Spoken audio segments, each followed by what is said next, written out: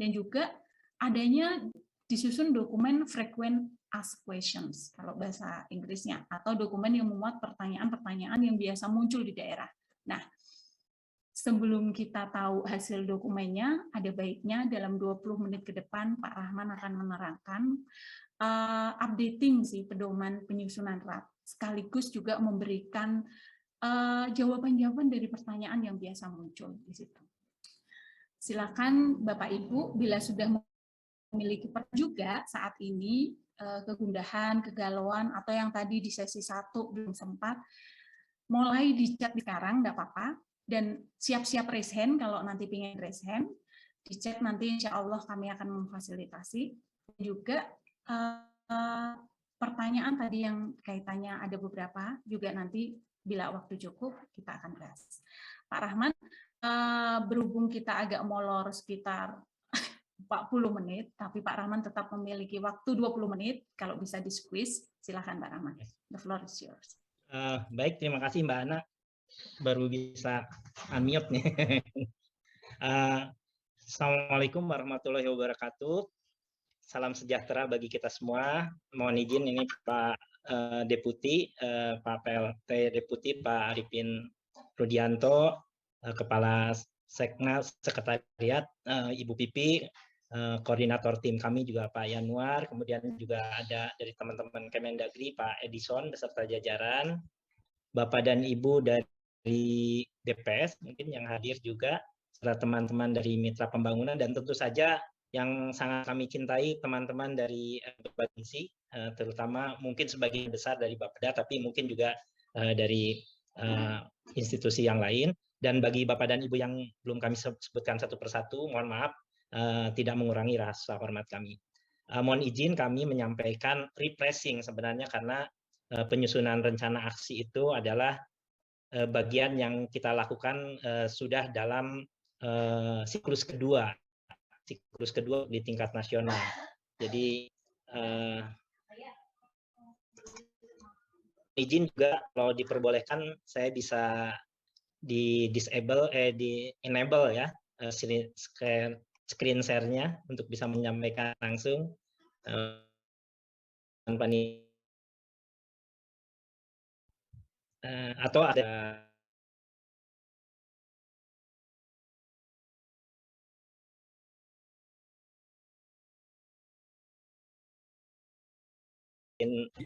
dibantu panitia Pak. Kendali berbagai kondisi penyusunan RAN, pemahaman menjadi salah satu yang selalu muncul di atas. Nah, tentu saja kami tidak akan bosan untuk menjelaskan penyusunan rencana aksi dan updatingnya saat ini, walaupun mungkin dengan waktu 20 menit ini hanya sebagai pengantar pembuka pintu. Nanti ke depannya kami akan sangat siap untuk mendampingi Bapak dan Ibu di daerah untuk saling menjelaskan hal-hal yang lebih teknis. Bahkan kami juga mengikut sertakan berbagai pihak, termasuk teman-teman SDG Center yang akan menjadi pendamping kita terkait dengan knowledge SDGs, termasuk juga penyusunan rencana aksi. Next slide. Nah, pasarnya tadi sudah dijelaskan di depan bahwa SDGs ini sudah masuk dalam pengaruh utama rencana pembangunan kita, baik di tingkat nasional maupun daerah, termasuk yang dijelaskan oleh Pak Edison dari Kemendagri bahwa ini harus menjadi acuan pembangunan di tingkat daerah. Nah, tentu saja pelaksanaannya tetap harus melibatkan tidak saja teman-teman dari pemerintah, tetapi juga teman-teman dari non-pemerintah, baik filantropi, pelaku usaha, organisasi kemasyarakatan, media, akademisi, maupun pakar dan para pihak lain, termasuk dukungan dari berbagai mitra pembangunan kita, dari donor, dari UN agency. Saya kira ini penting untuk dilakukan. Nah, amanat Perpres kita 59/2017 di tingkat nasional kita sudah susun rencana aksi nasional, tetapi di tingkat daerah tadi sudah disampaikan sebelumnya juga perlu disusun di tingkat provinsi bersama-sama dengan teman-teman kabupaten kota, tetapi masih ada beberapa provinsi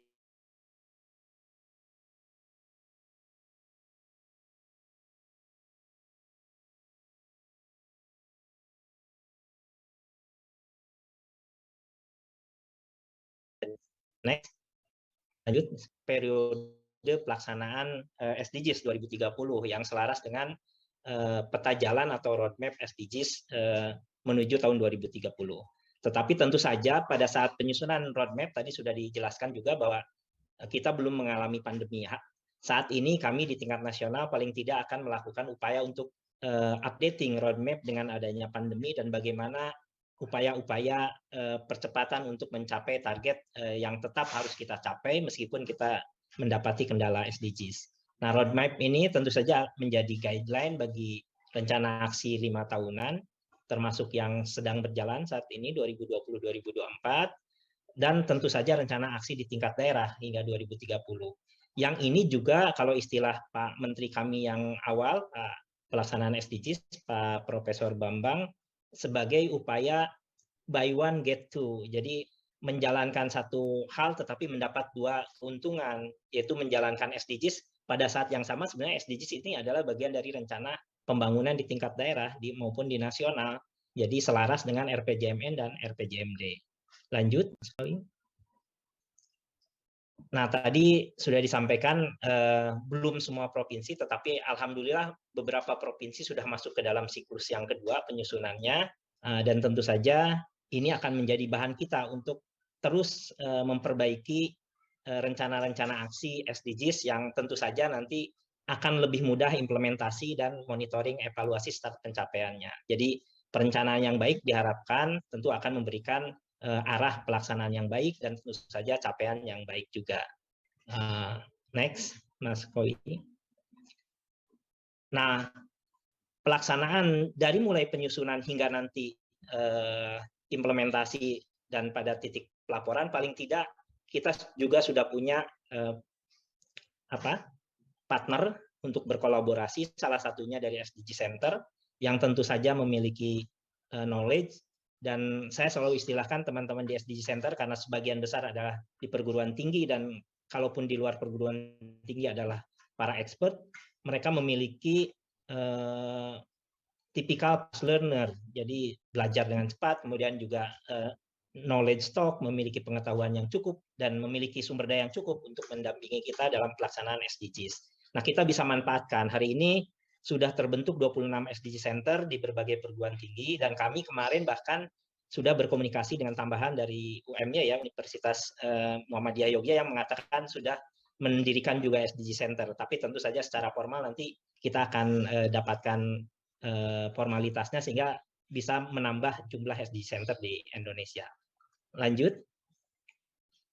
Nah, ini mungkin yang agak panjang mengenai teknis penyusunan rencana aksi. Sebenarnya rencana aksi ini pada periode Perpres 59 2017 ditetapkan, kami sudah meluncurkan namanya pedoman penyusunan rencana aksi SDGs yang mencakup rencana aksi di tingkat nasional dan daerah yang berbasis pada metadata edisi 1, sehingga petunjuk pelaksanaannya juga kita sebut saja sebagai edisi 1 petunjuk penyusunan rencana aksi nasional dan daerah. Nah, setelah ada metadata 2 yang sudah disampaikan tadi di sesi 1 oleh Pak Sanjoyo, Pak Gancang, dan teman-teman yang lain, kita sudah memiliki pedoman penyusunan rencana aksi baik daerah maupun nasional yang edisi 2, yang tentu saja perbedaannya yang pertama secara eksplisit terkait dengan updating indikatornya. Jadi indikator yang harus dicapai seperti apa saja mengikuti metadata edisi 2 yang makin selaras dengan indikator di global. Kemudian yang kedua, men-split antara matrik non-pemerintah yang sifatnya lembaga swadaya masyarakat atau CSO atau ormas dengan pelaku usaha. Jadi pelaku usaha memiliki matrik tersendiri. Nanti akan kami jelaskan kenapa hal itu bisa dilakukan. Nah, tentu saja aksi-aksi ini diharapkan bisa masuk ke dalam rencana pembangunan daerah, baik rencana jangka menengah, bahkan rencana tahunan, sehingga bisa dilaksanakan mendukung pencapaian SDGs. Selain itu juga dari sisi pemerintah tentu perlu kolaborasi program dan kegiatannya. Tentu untuk meningkatkan efektivitas capaian yang tadi kami bilang, capaian SDGs harus dikejar secara transformatif dan lebih keras lagi upayanya karena mendapatkan tantangan yang lebih besar, tetapi targetnya tetap kita harus capai. Saya kira berbagai kolaborasi antar pihak, baik pemerintah dan pemerintah di tingkat provinsi, kabupaten, kota, ini akan menjadi modal kita untuk mencapai atau menyusun paling tidak di tahap awal rencana aksi SDGs, dan tentu saja akan menjadi pedoman kita untuk implementasinya, sehingga pencapaian SDGs bisa lebih baik di tingkat daerah. Lanjut. Ini tahapan yang umum ada dalam pedoman teknis kami. Yang pertama tentu saja prinsipnya adalah harus dilaksanakan dengan melibatkan seluruh pihak yang kita sebut sebagai 4 platform partisipasi, baik pemerintah dan DPR, atau di tingkat daerah, pemerintah daerah dan DPRD, kemudian juga teman-teman dari CSO dan media, kemudian filantropi dan pelaku usaha, serta tentu saja akademisi dan pakar. Nah, beberapa tahap yang harus dilakukan tentu saja karena bagi teman-teman yang sudah terlibat pada siklus pertama bahkan kedua penyusunan RAN, ini sesuatu yang bisa kita ulangi. Yang pertama tentu saja kita harus melakukan komunikasi secara menyeluruh dalam pleno untuk bagaimana kesepakatan tata cara penyusunan bersama-sama tersebut. Kemudian setelah itu tentu saja kita akan memiliki sumber daya untuk menyusun draft pertama pada pleno kedua dengan melibatkan berbagai pihak, dan tentu saja untuk semua substansi SDGs dari goal 1 hingga goal 17. Nah, itu adalah bagian dari yang tadi disampaikan Bu Pipi di pengantar, adalah bagian dari narasi SDGs yang menyangkut nanti secara teknis rinciannya ada di slide paparan berikutnya. Nah, tahapan kedua adalah menyusun aksi-aksi dan program apa yang bisa mendukung target-target pencapaian SDGs untuk mendukung capaian indikator-indikator SDGs yang tadi sudah dijelaskan oleh Pak Sanjoyo di bagian depan. Nah, itu kita wujudkan dalam 4 matrik lampiran dari narasi rencana aksi. Yang pertama tentu saja matrik 1. Matrik 1 ini adalah matrik yang berisi indikator-indikator SDGs yang sesuai dengan metadata 2, edisi 2 yang sudah dijelaskan di bagian depan. Nah, untuk mencapai target pencapaian matrik 1 atau indikator-indikator SDGs itu diperlukan berbagai program dan kegiatan, bahkan subkegiatan, upaya berbagai pihak. Nah, upaya berbagai pihak ini dibagi dalam 3 matrik. Matrik kedua adalah matrik upaya pemerintah. Program dan kegiatan apa saja dari pemerintah kalau di tingkat daerah, pemerintah daerah, untuk mendukung capaian pada matrik 1. Kemudian matrik 3 adalah upaya dari program dan kegiatan non-pemerintah yang terdiri dari organisasi kemasyarakatan, filantropi, dan akademisi, bahkan media dan para pihak lainnya. Ini dicantumkan pada matrik bagian 3. Nah, untuk edisi kedua ini ada matrik 4 yang berbeda dengan pedoman teknis pada edisi 1. Karena matrik 4 ini merupakan list atau isian bagi kegiatan dan program pelaku usaha atau pihak bisnis. Nah, tentu saja ini dilakukan untuk memudahkan tadi prinsip-prinsip buy one get two. Jadi pelaku usaha ini kan punya kewajiban dari OJK untuk menyusun sustainability report. Sustainability report ini tentu supaya sekali mengisi sesuai dengan matrik SDGs, ini akan selaras dengan matrik 4. Nah, kemudian setelah itu terisi, maka harus dilakukan proses diskusi untuk pencapaian targetnya seperti apa, kebijakan seperti apa, program kegiatannya yang disepakati seperti apa, sehingga nanti masuk pada tahap finalisasi yang dipublikasi secara offline maupun online kepada para pihak, supaya bisa mendapat masukan yang lebih luas dan disepakati oleh berbagai pihak secara deliberatif, secara kebersamaan, sehingga ini akan bisa menjadi milik kita bersama. Tadi Mbak Ana sudah menyampaikan bagaimana melibatkan para pihak di luar pemerintah misalnya. Sebenarnya sepanjang sepengetahuan kami, pengalaman sepanjang para pihak itu merasa memiliki dari kegiatan ini, tentu akan terlibat lebih jauh. Oleh karena itu pendekatannya saya kira di tiap daerah akan bervariasi, tetapi intinya adalah memberikan rasa kepemilikan ke berbagai pihak terhadap aksi SDGs ini akan menjadi penting sebagai modal kita melibatkan banyak pihak. Lanjut Mas Kowi. Next. Nah, tadi juga sudah disinggung oleh Pak Edison bahwa secara real sebenarnya banyak sekali rencana aksi di luar SDGs. Tapi pada dasarnya semua rencana aksi itu isunya tercakup dalam 17 goals SDGs. Oleh karena itu tentu supaya buy one get two tadi, berbagai rencana aksi maupun rencana pembangunan itu harus selaras dengan SDGs, sehingga kita mengerjakan satu hal mendapat banyak hal manfaatnya. Termasuk juga misalnya tadi untuk mainstreaming dengan rencana pembangunan, saya kira sudah jelas di bagian depan, terutama dengan rencana-rencana aksi di luar SDGs, seperti rencana aksi penurunan emisi gas rumah kaca, kemudian penanggulangan kemiskinan misalnya, atau pengaruh utamaan gender, HAM, dan macam-macam, keanekaragaman hayati, bahkan ada beberapa yang mengembangkan aksi iklim dan seterusnya. Ini juga sepanjang indikatornya bisa mendukung pencapaian SDGs, kita akan mendapat bonus buy one get two tadi. Nah, kira-kira seperti itu. Lanjut.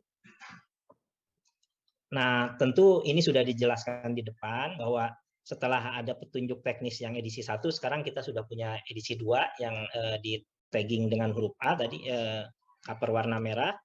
Tentu saja ini untuk menyusunnya. Nah, untuk substansi yang harus disusun itu mengacu pada yang C ini. Yang C adalah metadata baik di pilar sosial, ekonomi, lingkungan, maupun hukum dan tata kelola. Nah, kalau ini sudah disusun dengan baik dengan teknis yang seperti itu, nanti pada saat implementasi dan akan dimonitoring, kita bisa merujuk pada dokumen yang B ini, pedoman monitoring dan evaluasi yang juga edisi 2, menyesuaikan dengan penyusunan edisi 2 dan metadata indikator edisi 2. Lanjut. Ini saya kira bagian yang disusun pada tahap pertama tadi di tahapan penyusunan, yaitu bagaimana narasi yang ada dalam rencana aksi SDGs, baik di tingkat nasional maupun daerah. Yang pertama tentu saja ada beberapa bab yang harus disusun. Yang pertama bab 1 pendahuluan, saya kira Bapak dan Ibu bisa lihat listnya masih seperti petunjuk teknis untuk edisi 1, kemudian juga mengantar pada apa yang ingin kita lakukan, apa yang akan kita lakukan dalam kebijakan kita. Di bab 2 kita harus menjelaskan bagaimana kondisi existing pencapaian SDG saat ini dan tantangan pelaksanaannya. Ini akan menjadi formulasi awal untuk menentukan pilihan-pilihan kebijakan dan strategi yang akan disusun pada bab 3. Nah, tentu saja pilihan-pilihan kebijakan dan strategi ini nanti di bab 3 ini akan diturunkan dalam program dan kegiatan yang dilampirkan dalam matrik 2, 3, dan 4 nanti di bagian lampiran. Nah, kalau itu sudah bisa disusun, di bab 4 bisa disampaikan bagaimana mekanisme monepnya sehingga sampai ke publikasinya seperti apa. Saya kira terakhir bagian penutup sebagai penutup narasi dari rencana aksi, hal-hal penjelasan per bab dan subbab ini Bapak dan Ibu nanti lebih jelasnya bisa mendownload pedoman teknis yang warna merah ini di bagian kiri di situs sdgs.bappenas.go.id. Cakupan dari bab dan subbab tersebut dijelaskan secara lebih rinci di situ. Nah, yang terakhir pekerjaan yang tidak kalah penting dan bisa saja menjadi lebih intens adalah kesepakatan untuk menyusun matrik 1, 2, 3, dan 4. Jadi 1 itu adalah indikator SDGs dan targetnya, bagaimana menguraikan target di tingkat daerah. Ini juga tantangan yang tidak mudah. Meskipun di tingkat nasional sudah ada proyeksi, juga masih perlu kesepakatan untuk pencapaian target itu kira-kira seperti apa. Kemudian yang kedua adalah matrik 2B untuk pemerintah daerah, 3 untuk non-state actor selain pelaku usaha, dan 4 adalah matrik untuk pelaku usaha. Ini juga harus disusun bersama dan disepakati bersama mendukung pencapaian berbagai indikator pada 17 goal SDGs. Lanjut. Nah, matrik yang disusun tentu saja di pedoman teknis ada matrik 1, 2, 3, dan 4. 2 terdiri dari 2A dan 2B. 2A diperuntukkan matrik untuk rencana aksi nasional. Jadi untuk tingkat daerah hanya mengacu pada matrik 2B, matrik rencana program kegiatan pemerintah daerah. Sementara matrik 3 untuk non-state actor selain pelaku usaha, matrik 4 adalah matrik untuk pelaku usaha. Perbedaan dengan edisi pertama yang terutama adalah di matriks 4, yang pada edisi sebelumnya matrik pelaku usaha belum di-split atau belum dipisahkan dari matrik non-state actor. Lanjut. Nah, bagaimana format matriknya? Nah, kira-kira contohnya seperti ini.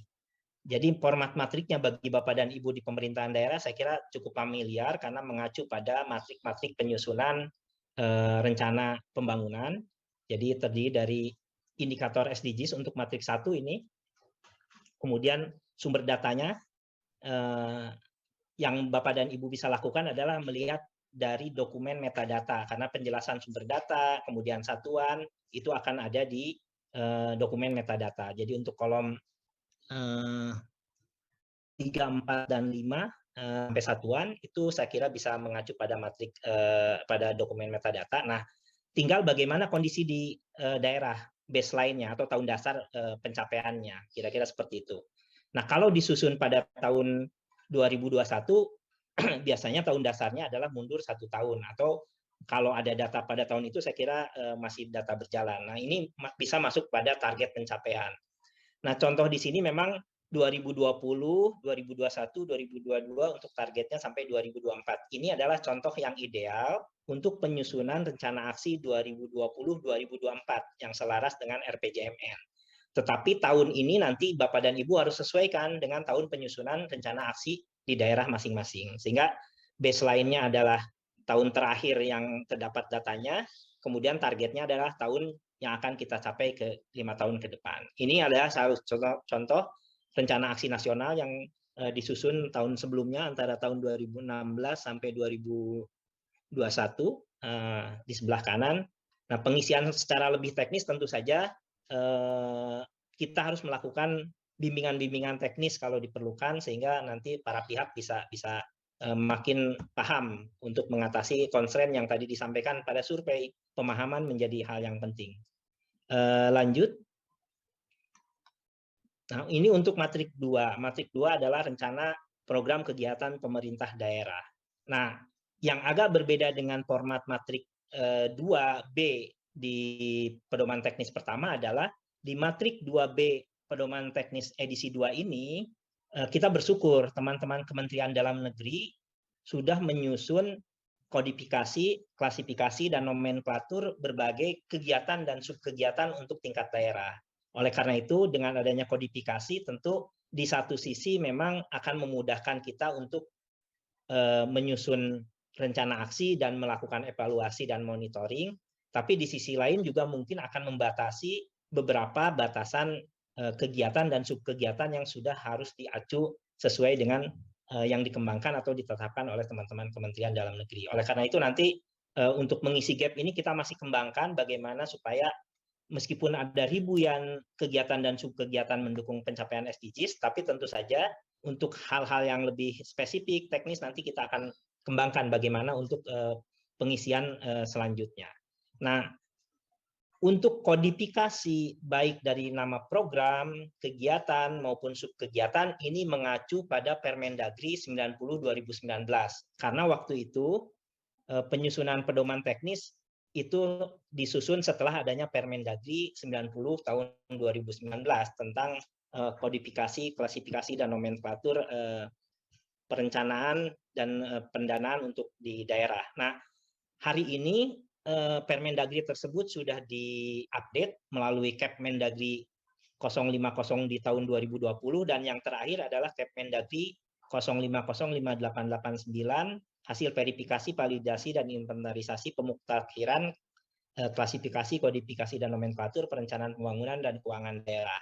Nah, ini juga kami untuk memudahkan teman-teman di tingkat daerah, tadi sudah disampaikan oleh Bu Pipi, kita mencoba sama seperti di tingkat pusat dilakukan tagging melalui kodifikasi RO dan KRO, rincian output kalau di tingkat pusat.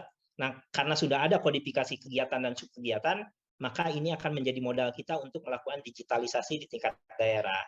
Kami sedang menyusun, sedang melakukan verifikasi terhadap berbagai kegiatan dan subkegiatan yang ada dalam Kepmendagri 0505889 dan akan mentransfernya ke dalam bentuk database sederhana sehingga teman-teman di daerah nanti akan mudah tinggal mencocokkan indikatornya, kegiatan apa saja pilihan yang bisa mendukung itu. Nah, kemudian untuk satuan saya kira juga ini mengacu dari kegiatan dan subkegiatannya. Nah, untuk Kepmendagri 0505889 ini kebetulan juga teman-teman Kepmendagri Kementerian Dalam Negeri kita bersyukur sudah mencantumkan kinerja dan indikator serta satuannya, sehingga bisa memudahkan untuk penyusunan ke depan. Ini update dari tahun 2020.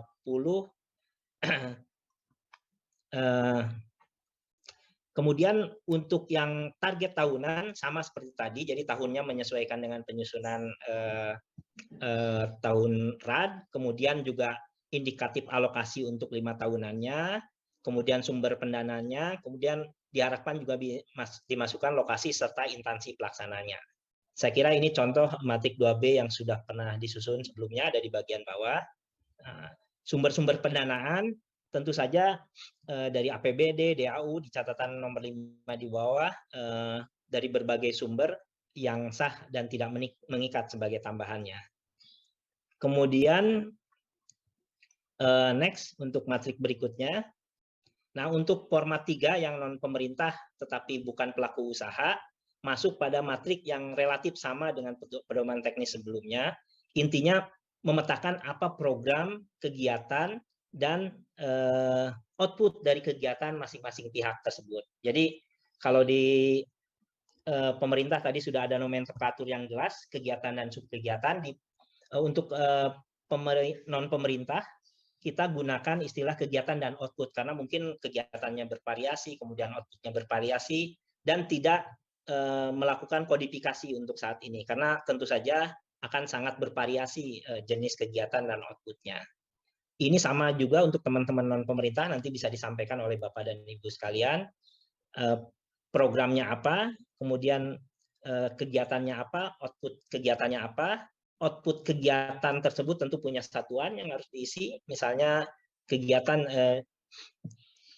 jumlah laporan yang disusun misalnya. Nah, tentu satuannya adalah dalam bentuk dokumen. Kemudian tahun targetnya juga menyesuaikan dengan target pada saat disusun.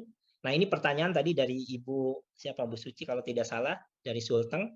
Bagaimana dengan pendanaannya? Nah, untuk yang non pemerintah sudah dijawab Pak Budi bahwa sumber pendanaan maupun jumlah pendanaannya masih bersifat voluntary. Bagi yang merasa masih sensitif, kita tidak bisa memaksakan, tetapi paling tidak kita sudah dapatkan apa saja kegiatan yang dilakukan oleh teman-teman non pemerintah. Jika anggaran bisa dimasukkan itu akan jauh lebih baik karena kita akan bisa mengkalkulasi gap anggaran untuk pendanaan SDGs kira-kira seperti apa. Nah, kemudian juga ada isian lokasi, tentu ini untuk memudahkan pencapaian resource maupun pemetaan pelaksanaannya serta institusi pelaksananya. Kemudian contoh matriknya saya kira ada di bagian bawah juga dan ternyata juga bisa diisi oleh teman-teman non-state actor. Dengan catatan kalau di pemerintah setiap tahun tentu selalu harus ada kegiatan dan subkegiatan. Tetapi di non-pemerintah mungkin saja ada tahun-tahun yang kosong. Misalnya programnya hanya 2 tahun, tidak mencakup 5 tahun. Silahkan diisi sesuai dengan karakteristik masing-masing institusi non-pemerintah tersebut. Lanjut. Nah, untuk yang matrik 4, pelaku usaha kenapa dipisahkan dengan non-pemerintah yang lain? Karena sudah ada POJK 51 tahun 2017 yang mewajibkan secara bertahap pelaku usaha dengan kelas tertentu untuk menyusun laporan keberlanjutan atau sustainability report, di mana sustainability report itu sendiri secara substansi mencakup berbagai kegiatan pada tujuan 1 sampai tujuan 17 SDGs. Oleh karena itu supaya teman-teman pelaku usaha mengisi matrik ini 1 kali jalan bisa langsung mengisi rencana aksi daerah SDGs maupun sustainability report-nya di perusahaan, kita buat secara khusus format matrik 4 untuk memudahkan mereka. Nah, formatnya tentu saja memang agak spesifik karena harus menyesuaikan dengan kode dan nomenklatur dalam POJK 51 2017.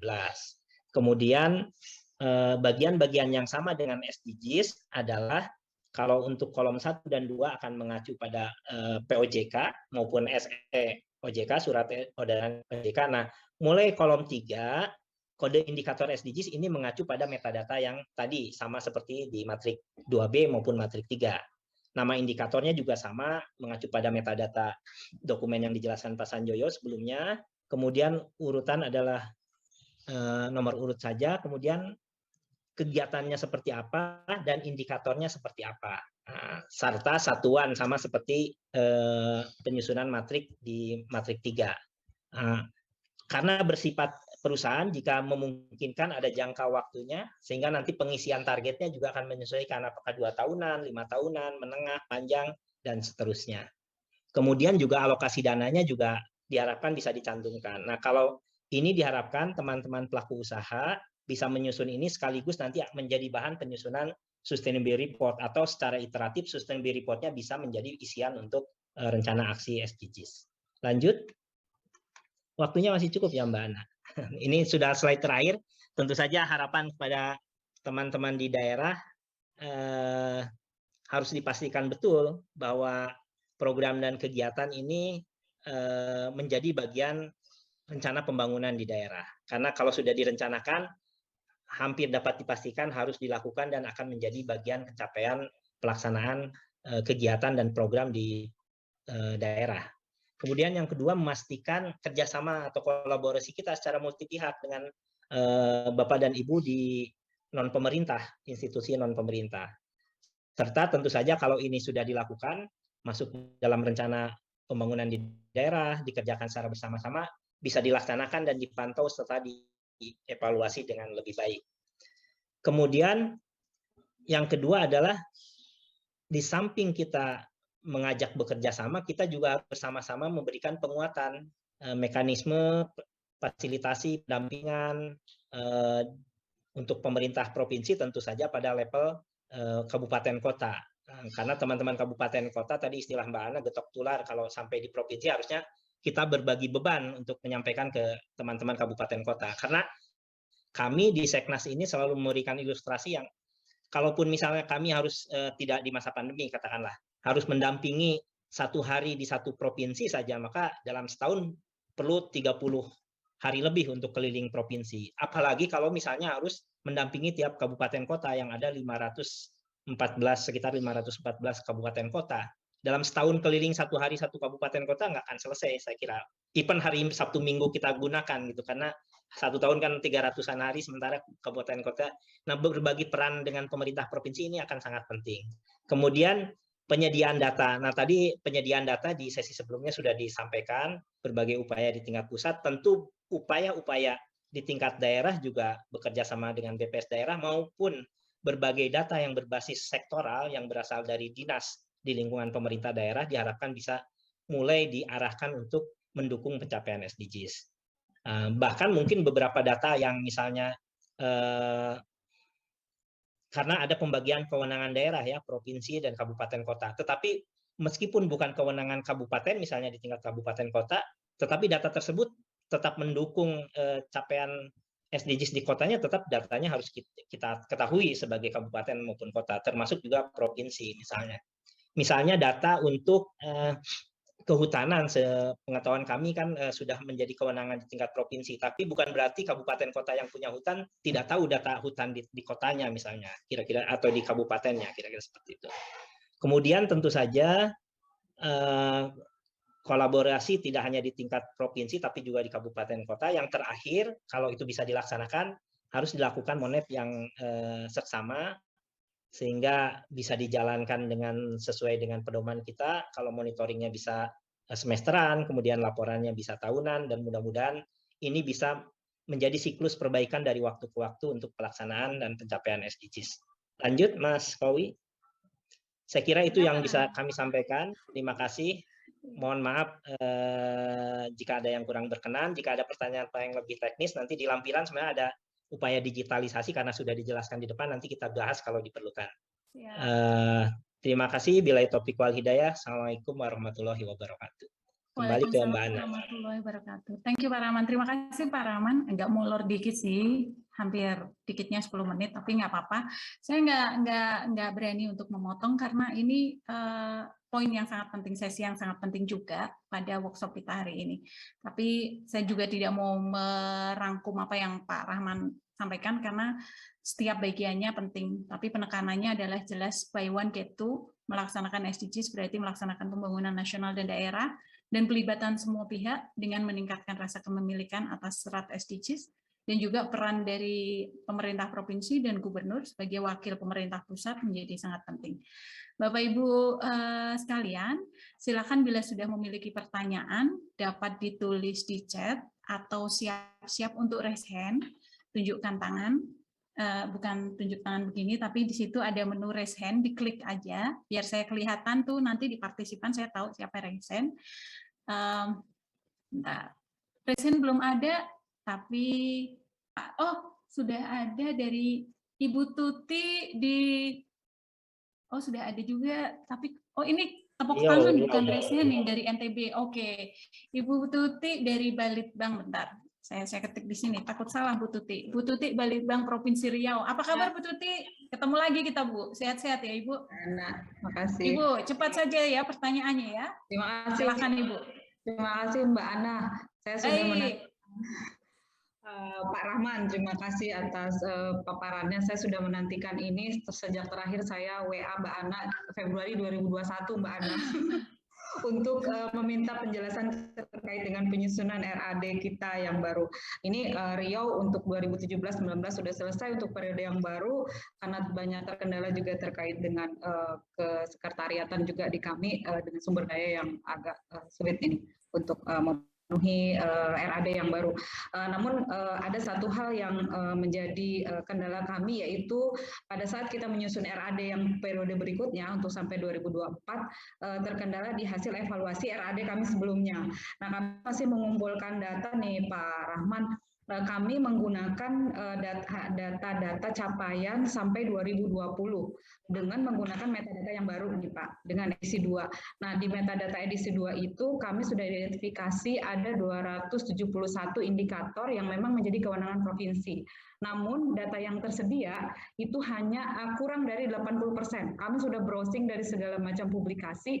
Nah, itu yang kesulitan kami nih untuk menentukan sebenarnya RAD yang akan kita susun untuk periode berikutnya, apa penekanan-penekanannya yang harus kita masukkan gitu di dalam RAD berikutnya. Jadi mungkin ini minta masukan juga kepada tim sekretariat, kami juga mohon asistensi. Sampai saat ini belum jadi gitu untuk RAD-nya. Jadi minta tips and triknya nih terkait dengan data RAD sebelum dengan RAD berikutnya. Mungkin itu aja Mbak Ana, singkat, mungkin teman-teman lain masih banyak yang diskusi. Terima kasih. Thank you Bu Tuti. Bu Tuti, silakan langsung aja Pak Rahman. Aduh, baik, terima kasih Bu Tuti. Tapi kita tetap harus batasi ya Pak Rahman nanti ya, setengah 12 ya, karena masih ada sesi berikutnya. Saya kira masalah bersama ya, jadi hal yang sama juga tidak hanya terjadi di tingkat daerah Bu Tuti, di tingkat nasional juga terjadi. Jadi kalau Bapak dan Ibu dari provinsi menganggap adalah bagian daerah di tingkat nasional, kami juga di nasional ini sebenarnya bagian dari daerah dalam tanda kutip dari global.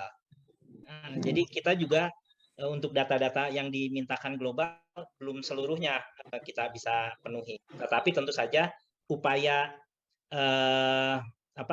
pemenuhan data tersebut saya kira sebenarnya di sesi pertama sudah diupayakan, dijelaskan dengan berbagai pendekatan, termasuk upaya-upaya misalnya tadi dengan small area estimation dengan SAE, kemudian juga, tapi tentu saja upayanya tidak bisa hanya semata-mata top down ya, bisa juga bersifat yang bottom up. Jadi bottom up itu dipropos dari tingkat dasar, misalnya ketersediaan datanya, kalau memang bisa sesuai dengan standarisasi metadata, saya kira juga akan menjadi bagian pemenuhan dari data.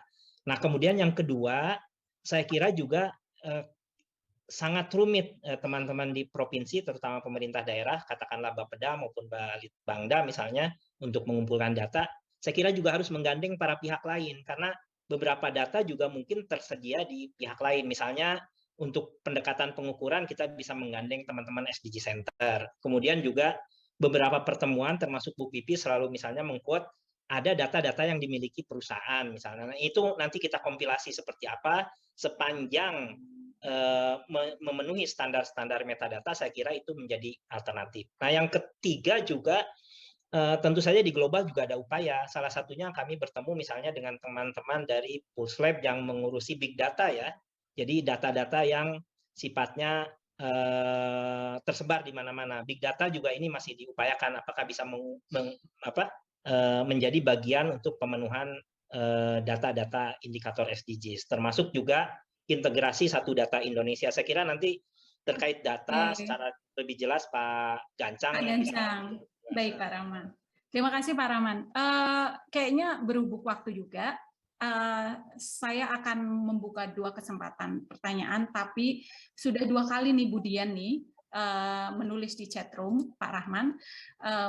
Mohon saran Pak Budian dari Bapeda Kalbar, mohon saran Bapak Ibu narasumber bagaimana kita di daerah menyikapi program SDGs desa yang ada di Kemendes. Saya sebagai bagian dari salah satu manajer, saya mungkin bisa memberi pembuka juga Pak Rahman, tapi Pak Rahman nanti sebentar nambahin ya. SDGs adalah upaya bersama Ibu Bapak semua pihak, terlebih semua kementerian lembaga. Dengan demikian, upaya yang dilakukan oleh Kementerian Desa selaras dan sejalan dengan upaya untuk lokalan atau localizing SDGs. Dengan demikian, peran Bapeda sebagai koordinator SDGs di daerah harus merangkul dan mengoordinasi pelaksanaan SDGs desa. Bahkan ini menjadi program yang bagus di tingkat desa dan masyarakat. Namun SDGs desa harus selaras dan sejalan dengan rencana aksi daerah SDGs di tingkat provinsi dan kabupaten. Silakan Pak Rahman respon sedikit tentang pertanyaan itu. Iya, sudah respon lengkap dari Mbak Ana nih, pakai pelengkap. Tapi intinya beginilah, yang pertama bukan hanya untuk SDGs desa ya, untuk berbagai upaya para pihak sepanjang mendukung SDGs harus kita sambut baik.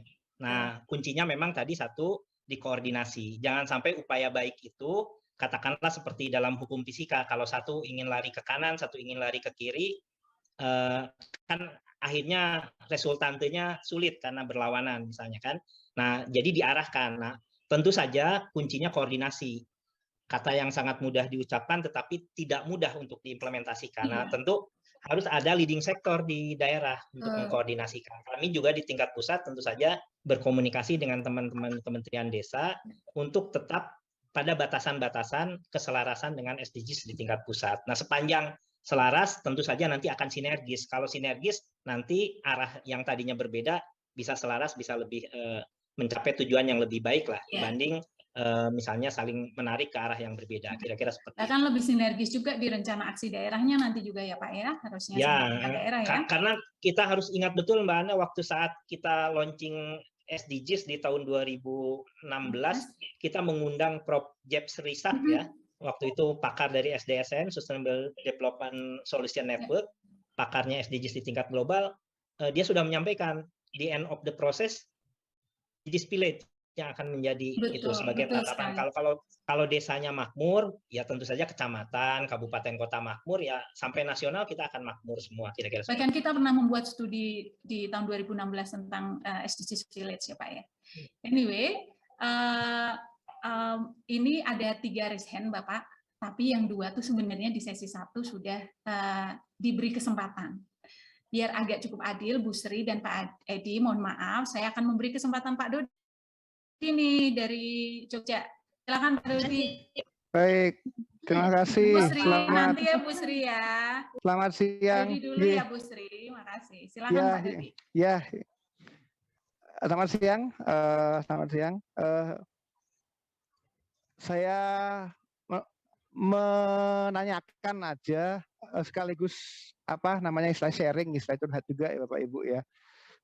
Jadi sewaktu semenjak tahun 2018, 19 kemudian pas 20 itu salah satu yang sifatnya itu update adalah ada di form yang kalau yang dulu itu form 2 ya kalau saya nggak salah.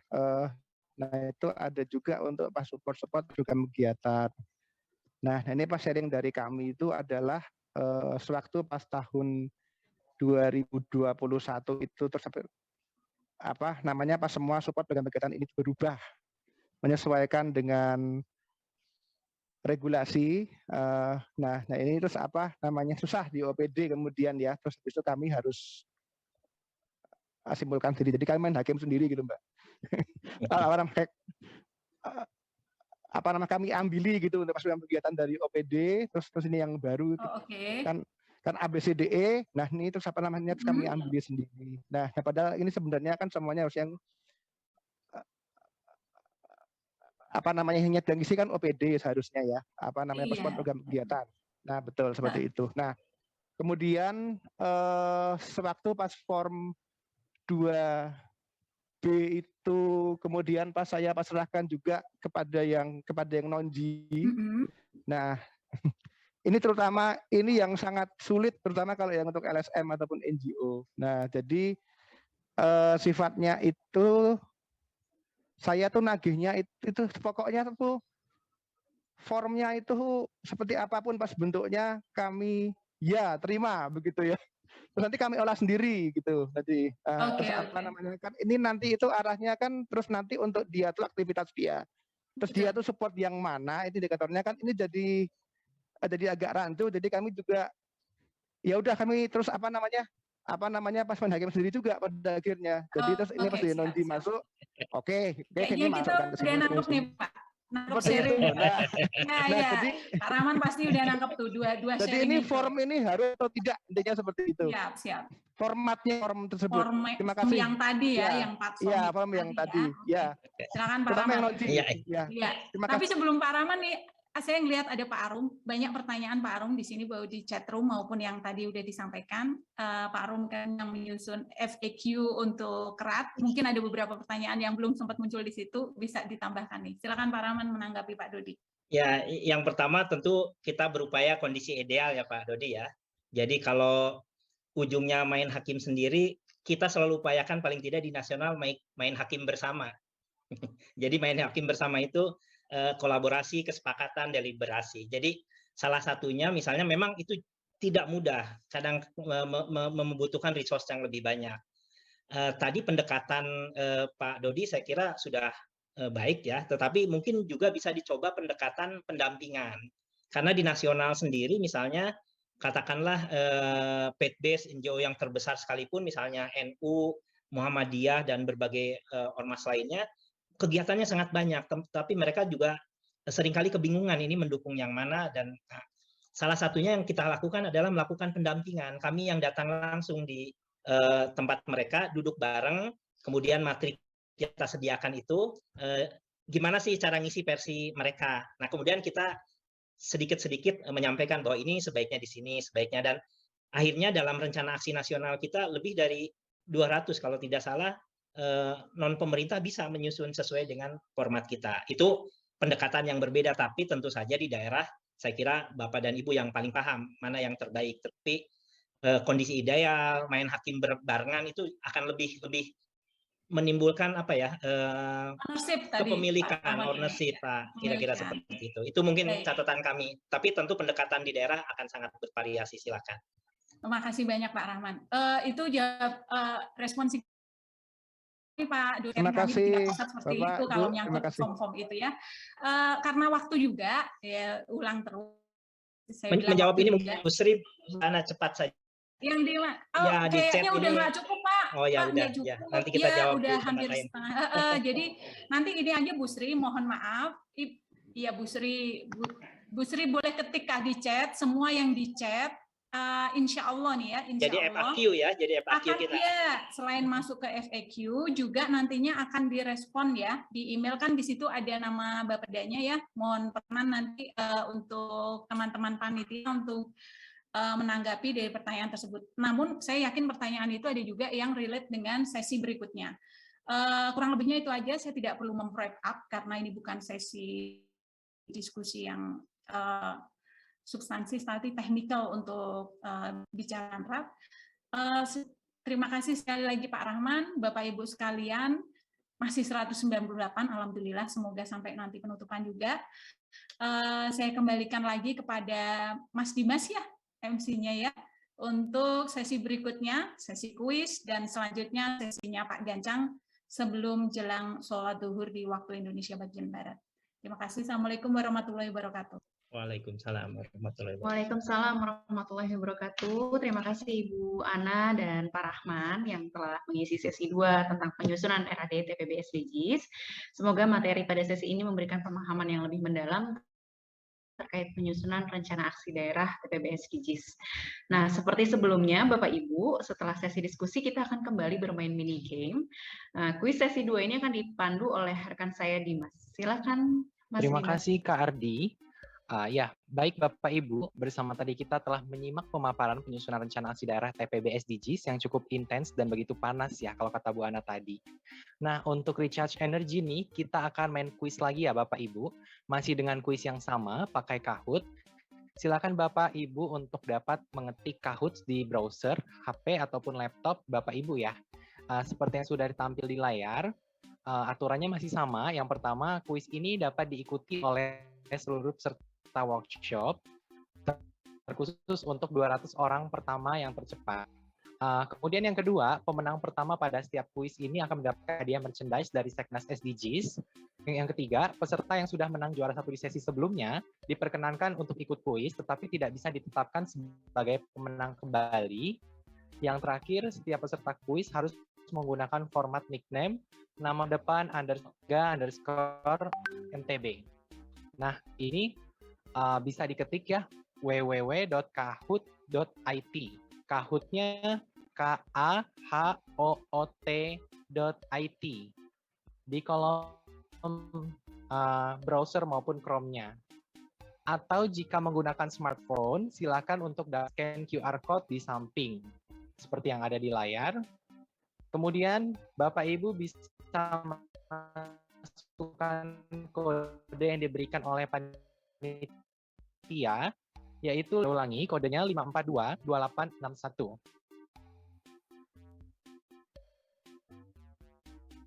Ya, baik. Terima kasih Kak Ongki yang telah membantu untuk masuk ke Kahoot-nya. Untuk Bapak Ibu yang masih terkendala untuk dapat men-search di kolom pencariannya dengan www.kahoot.it, KAHOOT.it, dan masukkan game PIN 5422861.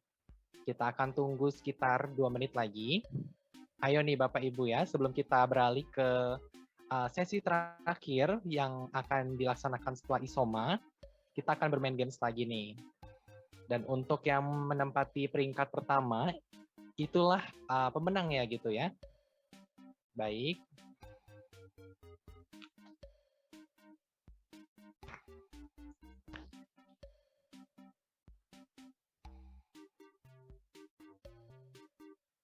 Satu menit lagi.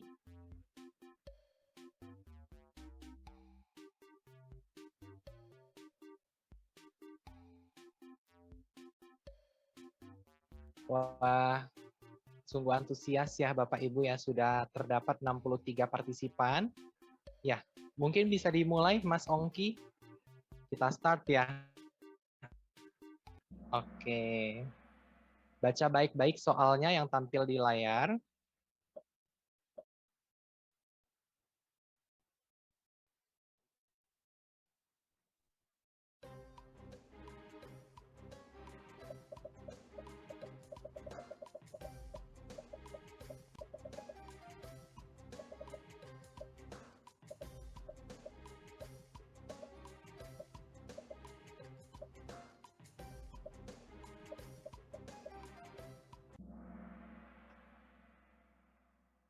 Ya, 53 orang menjawab benar. Ya, posisi pertama ditempati oleh Pak Gan.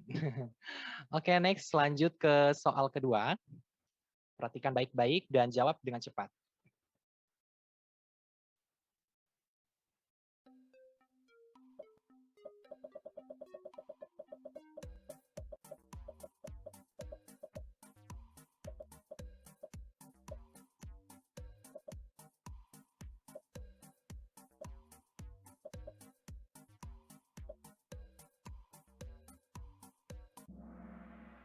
Ya, jawabannya yang berwarna kuning. Siapakah yang menempati posisi pertama? Ya, sudah berubah rupanya menjadi Pak Halim dari Jawa Tengah. Lanjut ke soal ketiga. Ini double points nih.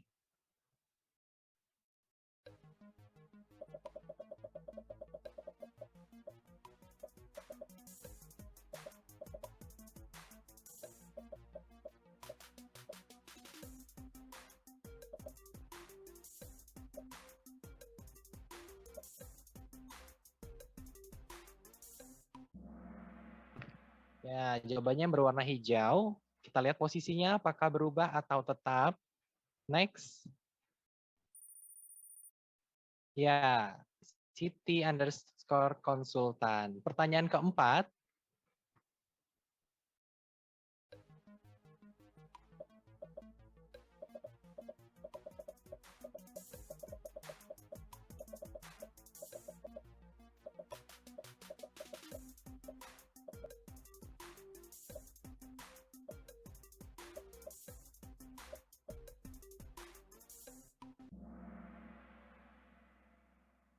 Ya, jawabannya yang kuning ya Bapak Ibu ya. Kita lihat dulu posisi peringkatnya. Wah, berubah lagi nih menjadi Tini_Kalbar, Kalimantan Barat. Pertanyaan terakhir, double points.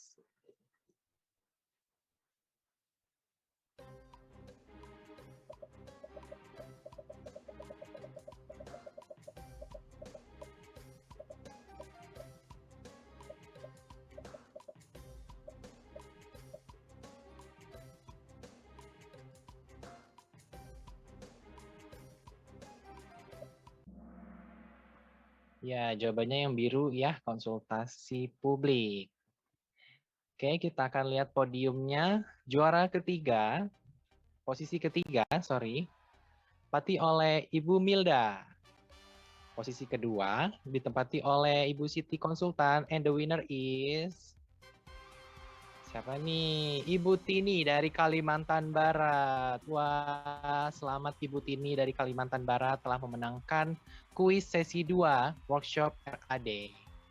Selanjutnya untuk Ibu Tini, untuk dapat mengirimkan alamat ataupun identitas lainnya melalui direct message yang ada di chat box, karena nanti panitia akan menghubungi Ibu. Terima kasih Mas Ongki sudah membantu dalam menampilkan kuis. Saya kembalikan kepada rekan saya, Kak Ardi. Baik, terima kasih Dimas untuk kuisnya. Semoga sudah lebih segar, Bapak Ibu. Kita akan masuk langsung ke sesi materi 3. Ini sesi yang sangat penting, yaitu pemantauan dan evaluasi pelaksanaan TPP SDGs. Dalam hal ini akan disampaikan oleh Bapak Gancang Amanullah, Manajer Monitoring dan Evaluasi. Sesi akan dipandu oleh Bapak Sanjoyo, Manajer Pilar Pembangunan Sosial. Kami silakan lagi kepada Bapak Sanjoyo untuk memandu sesi ketiga.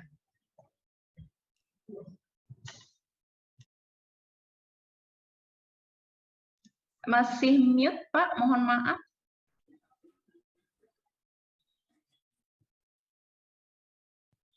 Pak Sanjoyo. Oke, terima kasih. Ya, sudah. Mbak Ardi. Baik, Bapak Ibu yang kami hormati, pada sesi ini akan menyampaikan terkait dengan monitoring dan evaluasi oleh Pak Gancang.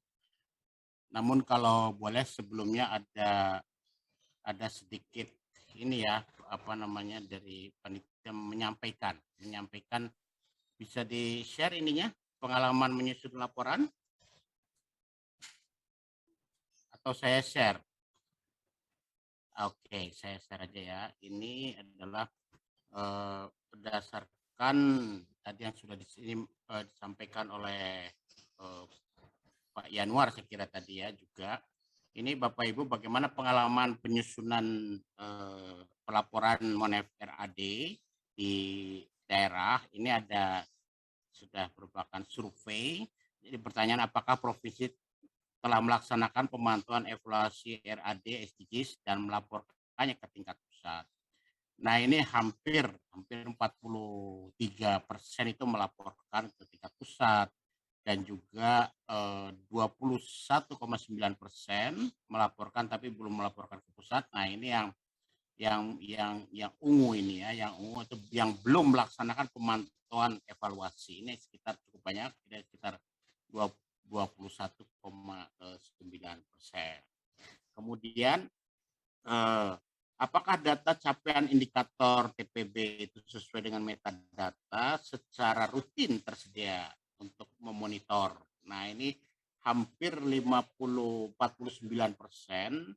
ini 47 ya, 49,7% itu hampir itu tersedia secara rutin.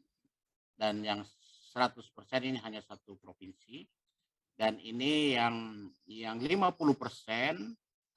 belum tersedia secara rutin. Jadi oleh karena itu apa yang menjadi kendala Bapak Ibu ternyata ini adalah kendala utama dalam penyusunan laporan ini keterbatasan ketersediaan data. Nah ini hampir 17 nih dan juga keterbatasan anggaran dan kurangnya koordinasi dan permasalahan SDM. Nah, saya kira ini menjadi concern kita bersama bahwa memang data itu menjadi salah satu yang prioritas ya. Kemudian data apa yang sulit untuk dikumpulkan, dilaporkan di tingkat daerah. Nah, ternyata data sektoral di SKPD dan OPD, kemudian juga lingkungan. Nah, ini lingkungan. Jadi dengan demikian mungkin data terkait dengan dari BPS saya kira mudah diperoleh ya. Jadi SKPD ini yang datanya agak sulit diperoleh. Kemudian kendala dalam pengumpulan data itu ketersediaan data capaian. Nah ini hampir 21% dan koordinasinya ini yang saling terkait. Saya kira itu yang menjadi persoalan. Saya kira ini akan tepat sekali nanti Pak Gancang akan memaparkan dalam waktu 20 menit ini. Setelah itu kita diskusi bersama. Kami persilahkan Pak Gancang 20 menit paparan. Baik, terima kasih Pak Sanjoyo. Bapak Ibu yang saya hormati, mohon izin saya melanjutkan paparan mengenai pemantauan dan evaluasi atau MONEP. Mohon dibantu panitia bahan paparannya. Ya, tadi sangat menarik yang disampaikan dari hasil squeeze bahwa yang pertama memang urusan data ini menjadi sesuatu yang menjadi kendala di dalam pelaksanaan pelaporan MONEP. Baik, nanti akan saya coba bimbing, mudah-mudahan nanti kita semua sama-sama bisa menyelesaikan laporan monitoring dan evaluasi secara baik dan tepat waktu. Oke, baik. Silakan dilanjutkan. Ya, saya ingin menggarisbawahi dulu. Yang pertama ini yang diamanatkan di dalam Peraturan Presiden Nomor 599 Tahun 2017.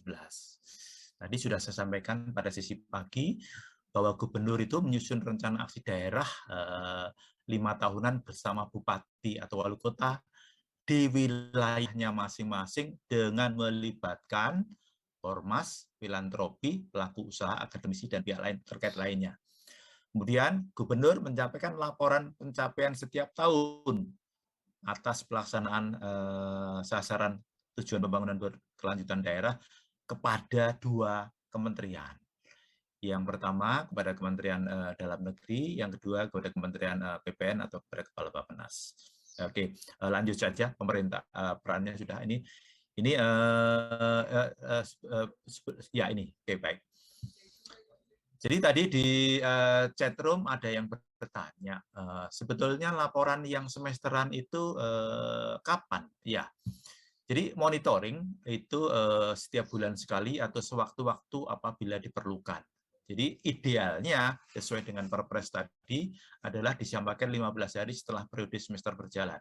Semester pertama itu adalah Januari sampai Juni itu dilaporkan tanggal 15. Namun pada prakteknya di pusat pun tidak bisa tanggal 15 karena ditutupnya MONEP Bappenas itu 15 hari kerja atau sekitar tanggal 21-an. Sehingga kalau memang tidak bisa tanggal 15 ya tentu bisa ditolerir karena di pusat pun juga tidak memungkinkan untuk tanggal 21 langsung kita sampaikan laporannya. Tapi tanggal 21 itu kita di pusat itu baru mendapatkan datanya dari MONEP Bappenas. Sehingga dari situ kita lakukan analisis dan lain-lain sehingga baru bisa dilaporkan. Saya kira ini nanti untuk Perpres yang baru mudah-mudahan ini diadendum karena secara logika tidak mungkin ini tanggal ini. Tapi ini teorinya adalah tanggal 15 untuk semester pertama bulan Juli, kemudian semester kedua Juli sampai Desember adalah 15 Januari tahun berikutnya. Nah, selain monitoring atau laporan ini, ada evaluasi yang harus dilaporkan setiap tahunnya. Itu juga disampaikan ini 1 bulan setelah tahun berjalan, yaitu akhir Januari 2000. Kalau ini laporan 2021, berarti akhir Januari 2022 seharusnya sudah sama. Namun demikian, ini teori, pada prakteknya masih sulit. Karena itu BPS saja ketika menyampaikan data-data indikator SDGs untuk capaian evaluasi ini, sesuai dengan apa yang dikatakan Advance Release Calendar dari BPS untuk data-data tahun 2021 itu baru dapat disampaikan pada akhir Maret.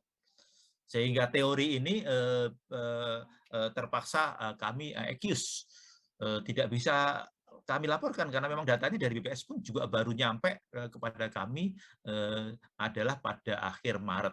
Nah, tentu data-data dari kementerian dan lembaga jauh lebih sulit. Namun demikian, kalau di pusat, alhamdulillah untuk BPS itu akhir Maret bisa 95 indikator masuk tepat waktu. Kemudian untuk kementerian dan lembaga sekitar 60 atau 70%. Sehingga di database kami sudah cukup lengkap. Kami tentu bisa dengan lebih cepat untuk menyelesaikan laporan. Targetnya karena tadi disampaikan oleh Bu Vivi, studi digitalisasi itu harus selesai bulan Juni. Sehingga setelah studi digitalisasi Juni tadi selesai, mudah-mudahan dengan MONEP yang kami lakukan, kami bisa menyelesaikan laporan evaluasi ini pada bulan Juli atau Agustus. Saya kira itu. Lanjut. Nah, ini alur monitoringnya. Ini yang pertama jelas di dalam tadi Pak Rahman menyampaikan di dalam rencana aksi daerah gubernur, pemerintah provinsi bersama bupati wali kota juga harus membuat rencana aksi daerah. Tentu ketika sudah ada rencana aksi daerah, tentu harus secara bersama-sama pula gubernur dan bupati wali kota menyampaikan laporannya itu. Laporan yang dari gubernur itu disampaikan kepada kelompok kerja TPB provinsi, kemudian ke sekretariat SDGs provinsi. Lah ini kalau tadi dari survei, kalau di provinsi nggak ada sekretariat SDGs provinsi, tentu kalau kami bahasa Jawa itu gotang. Gotang itu berjalan dengan kaki yang tidak sempurna. Karena itu kami tentu di sini menghimbau karena gubernur sebagai wakil pemerintah pusat tentu di dalamnya untuk melaksanakan SDGs harus ada ketua Pokja. Ketua Pokja kalau di pusat itu diketuai oleh para deputi, kemudian ada ketua Sukokja, para direktur di Bappenas, kemudian ada sekretariat SDGs seperti kami. Ini sehingga rangkaian ini menjadi lebih lengkap. Setelah itu laporan MONEP-nya jadi dikirim kepada deputi MONEP Bappenas, kemudian kepada Kemendagri, lanjut ke atas kepada deputi KSDA Pak Arifin Rudianto tadi, kemudian Pak Arifin Rudianto tentu disampaikan kepada kelompok kerja, kemudian sekretariat untuk dievaluasi dan lain-lain. Itu sudah jadi tentunya kepada koordinator pelaksana. Koordinator pelaksana adalah Menteri PPN atau Kepala Bappenas. Kemudian berikutnya harus disampaikan Dewan Pengarah atau Pak Presiden dan Wakil Presiden. Sehingga di dalam setiap tahunnya, apakah itu akhir September atau akhir Oktober atau akhir November, kami di Bappenas itu menyelenggarakan yang namanya SDGs Annual Conference. Di sini adalah kesempatan kepada kami untuk melaporkan kepada Dewan Pengarah. Tentunya platform yang sama dapat dilakukan di daerah seperti itu. Lanjut.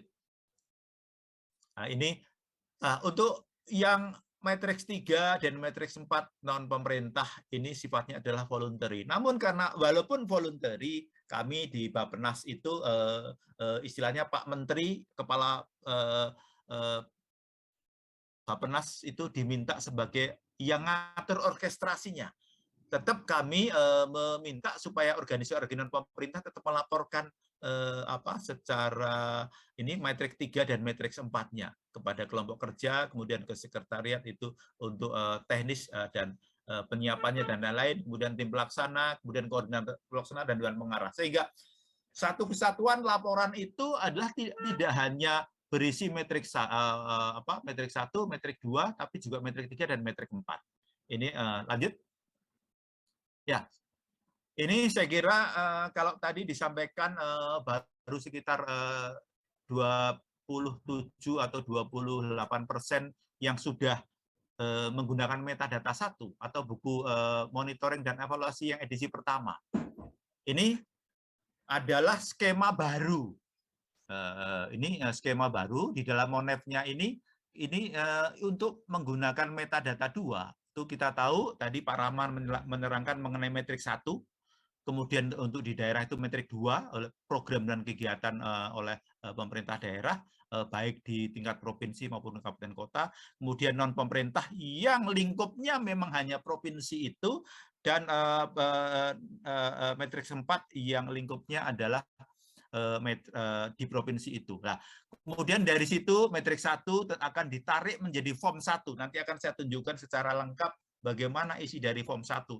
Intinya, apakah form 1, form 2B, form 3, maupun form 4, itu adalah melihat antara target yang sudah dibuat dalam rencana aksi daerah terhadap capaiannya. Ya, kalau form 1 tentu antara target setiap indikator SDGs yang 289 indikator itu kemudian dibandingkan dengan capaiannya. Capaiannya tentu dapat dilihat dari data-data yang saya paparkan tadi pagi. Kemudian form 2B adalah antara program dan kegiatan, membandingkan antara target fisik program dan kegiatan dan target anggaran terhadap capaiannya. Nanti kita lihat satu-satu. Demikian pula yang form 3, form 4. Lah, nanti ada catatan. Ketika satu indikator jauh dari capaian atau tidak tercapai, kemudian ada indikator yang harusnya tercapai tapi baru akan tercapai, tentu di sini akan ada form 5. Ada masalah apa sih sebetulnya form 5? Kemudian kalau ada indikator-indikator yang dia dapat tercapai, berarti di situ jangan-jangan ada satu pembelajaran atau best practices yang itu harus ada masuk di dalam form 6. Semua keberhasilan yang dilakukan oleh di dalam yang dapat dilihat dari form 1, form 2B, form 3 maupun form 4 itu harus dibuat best practices-nya.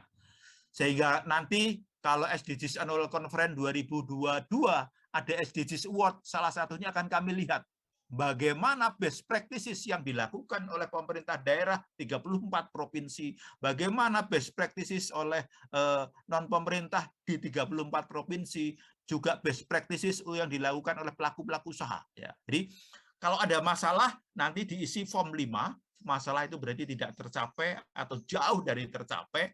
Kalau dia tercapai itu di form 6, sehingga itu menjadi satu laporan monitoring dan evaluasi lanjut. Ini saya akan terangkan mengenai form 1 Monef. Ini adalah formulir ini diisi untuk mengevaluasi kinerja pencapaian target dari setiap indikator. Ya. Jadi 289 itu kalau tadi di provinsi jumlahnya hanya sekitar 120-an atau berapa, ya sudah itu saja. Ini kalau nasional ya biasanya dilaporkan nasional. Kita lihat tujuannya, apa? Nama tujuannya apa? Targetnya tujuannya itu goal 1, goal 2, goal 3 sampai goal 17. Targetnya tentu 11, 12 dan seterusnya. Kemudian indikatornya misalnya 111 bintang atau 121 bintang. Nama indikatornya apa? Kemudian sumber datanya bagaimana? Apakah dari BPS atau kementerian dan lembaga? Apakah dari SKPD? Kemudian satuannya apakah persentase? Apakah satuan-satuan yang lainnya. Tahun dasar misalnya, dulu tahun 2015 itu berapa capaian daripada indikator itu. Kemudian targetnya, nanti akan saya terangkan bagaimana kita membuat target ini. Tadi di chat itu ada pertanyaan dari Budian, Pak, data BPS kan nggak ada target. Iya, BPS nggak ada urusannya untuk membuat target, tapi Bapeda atau Bappenas yang harus membuat target itu. Kemudian capaiannya ini. Jadi membandingkan kolom 8 dan kolom 9 akan ketemu nomor 10 status. Statusnya itu apakah warna hijau, bulat warna hijau itu tercapai. Target di tahun berjalan dapat tercapai. Kalau warna kuning akan tercapai. Kalau warna merah perlu perhatian khusus. Tadi saya sampaikan kalau warna kuning dan warna merah berarti dia harus ditulis ada masalah apa di form 5 tadi. Kalau dia berhasil tercapai di form 6 tadi best practices-nya. Ini kita contoh di sini di bawah ini. Misalnya kita lihat di tujuan 6, indikator 611A, ya kan, persentase rumah tangga yang memiliki akses terhadap layanan sumber air minum layak. Datanya dari BPS, satuannya persentase, tahun dasarnya misalnya tahun 2017 itu pada waktu tahun 2017 persentase rumah tangga yang ini di Aceh ini kami ambil contoh Aceh 43,45%. Kemudian 2021 targetnya itu Aceh mentargetkan indikator ini adalah 77,2%. Ternyata realisasinya Aceh itu mencapai 87,66%. Berarti menunjukkan bahwa indikator 611A ini tercapai sehingga statusnya diberi lingkaran warna hijau. Bagaimana kalau kita lihat indikator 711A, rasio ketersediaan daya listrik dari Dinas SDM. Satuannya adalah rasio, tahun 2017 adalah 1,06. Ini kemudian targetnya itu KWH kalau nggak salah satuannya. Kemudian target 2021 1,73. Ternyata realisasinya hanya 1,24, jauh dari target, sehingga di sini adalah perlu perhatian khusus dan seterusnya. Ini satu kata kunci tercapai atau tidak. Berikutnya kita lihat di metrik 2B. Lanjut ke metrik berikutnya. Ya, ini 2B. Formulir ini bertujuan untuk memantau realisasi pelaksanaan program, kegiatan, dan anggaran program SDGs dari instansi pemerintah di tingkat provinsi, kabupaten, kota. Tentu ini adalah yang sudah ada di rencana aksi daerah, ya kan? Di rencana aksi daerah sudah ada. Ini cara membacanya juga sama. Di situ misalnya kode indikator, kode dan nama indikatornya di baris 10, nama programnya, kegiatannya, kemudian nama kegiatannya, subkegiatannya, dan lain-lain. Ini sama formatnya, satuannya itu berapa, kemudian targetnya itu berapa pada tahun berjalan, realisasi per semester. Ya, tentu ini tadi per semesteran ini adalah laporannya ini. Kalau semester 1 tentu hanya cukup melaporkan sampai dengan semester 1. Januari sampai Juli tadi bisa dilaporkan bulan Januari sampai Juni semester 1 bisa dilaporkan apakah pada bulan Juli, apakah ada bulan Agustus, pertengahan Agustus nggak apa-apa. Tapi laporannya adalah semester 1 itu dari target di kolom 3 itu sudah terrealisasi berapa persen. Kemudian alokasi anggarannya berapa? Ini di kolom berikutnya adalah berapa realisasi anggaran untuk semester 1. Ya. Kemudian sumber pendanaannya dari mana, lokasi kegiatannya di mana, instansi pelaksana siapa. Itu tadi kalau untuk semester 1. Untuk semester 2 tentu harus diisi, ya kan? Semester 1 tadi sudah ada isiannya, tinggal diupdate isian dengan semester 2. Tentunya secara logika kan mestinya akhir tahun kan semua anggaran itu bisa jadi sudah 100%, tapi mungkin ada refocusing tidak 100%, nggak apa-apa, nanti dituliskan di form 5. Ini semester 2 fisiknya berapa, realisasi target fisik, kemudian di semester 2 realisasi anggarannya berapa, dan seterusnya. Ini di next slide adalah contoh yang dibuat oleh pemerintah daerah. Ini nanti bisa dilihat ini misalnya ini yang terkait dengan indikator 121 bintang.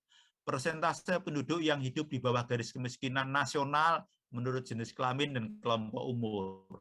Ini ada programnya, program pembinaan kewirausahaan dan pengembangan UMKM. Kemudian kegiatannya ini ada banyak ini. Subkegiatannya, indikatornya, misalnya jumlah pendampingnya ada berapa orang, ya kan? Targetnya itu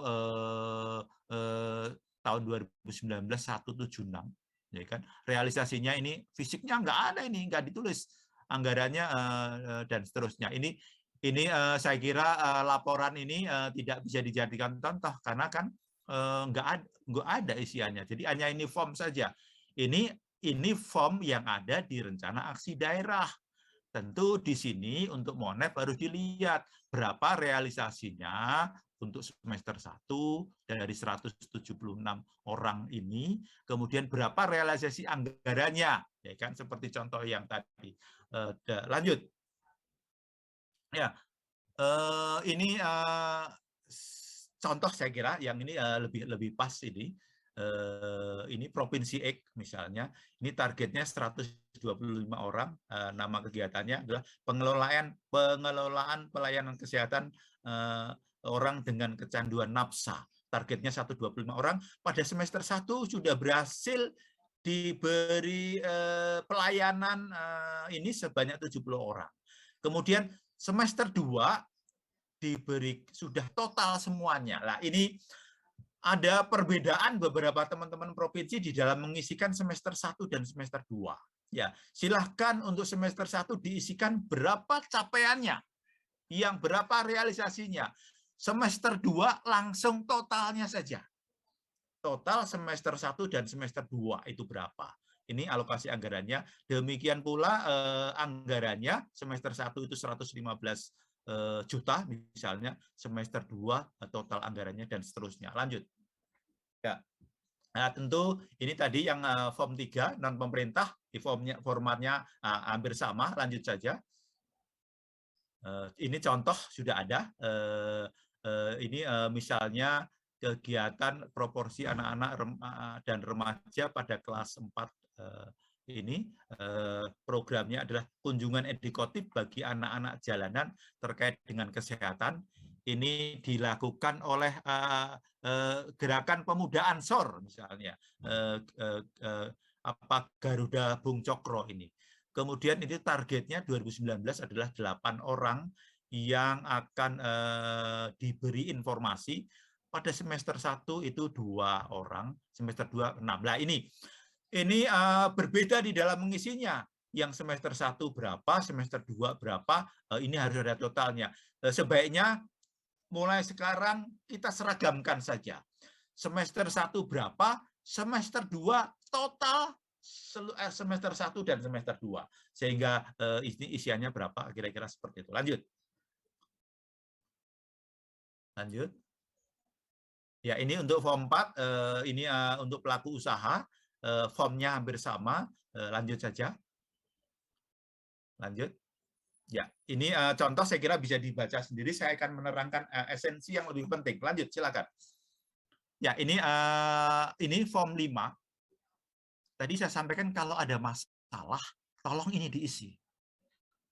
Di dalam laporan itu harus menyertakan form 5 ini. Bagaimana, apakah ini diisikan setiap tujuan terkait SDM, terkait kelembagaan, keuangan, dan lain-lain. Masalahnya apa? Kemudian rencana tindak lanjutnya bagaimana? Siapa institusi akan melaksanakan tindak lanjut ini? Contoh ini berikutnya. Contohnya, next slide please. Ya, ini misalnya contoh di Provinsi Bangka Belitung terkait manusia, permasalahannya pengelola program terkait dengan dukungan data dalam proses perencanaan. Nah, ini karena itu strateginya akan memperkuat Forum Satu Data Indonesia tingkat daerah. Kemudian masih berkurangnya kapasitas tenaga pendamping kegiatan dan seterusnya. Akan dilakukan kegiatan pelatihan. Siapa pelaksananya? Dinsos, Dinas Pertanian, dan lain-lain. Kelembagaan misalnya, kelembagaan. Peran dan kinerja lembaga pengelola dan pengawasan program belum optimal, dan seterusnya ini. Seperti ini. Saya tidak akan detail karena bahan ini nanti akan dibagi, sehingga nanti tolong dipelajari sendiri. Lanjut. Ini best practices. Best practices ini formnya ada 9 pertanyaan. Ini dituliskan dalam kotak box yang mencakup informasi sebagai berikut. Tujuannya apa, institusinya apa, kemudian programnya apa, lokasi dan waktu kegiatannya kapan, latar belakang keberhasilan itu.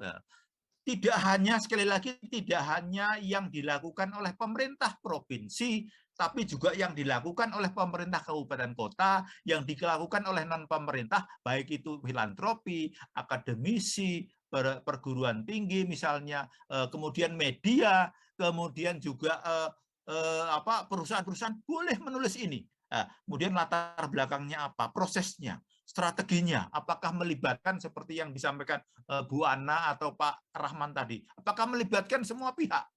Kalau ini best practice-nya pemerintah, apa melibatkan non pemerintah?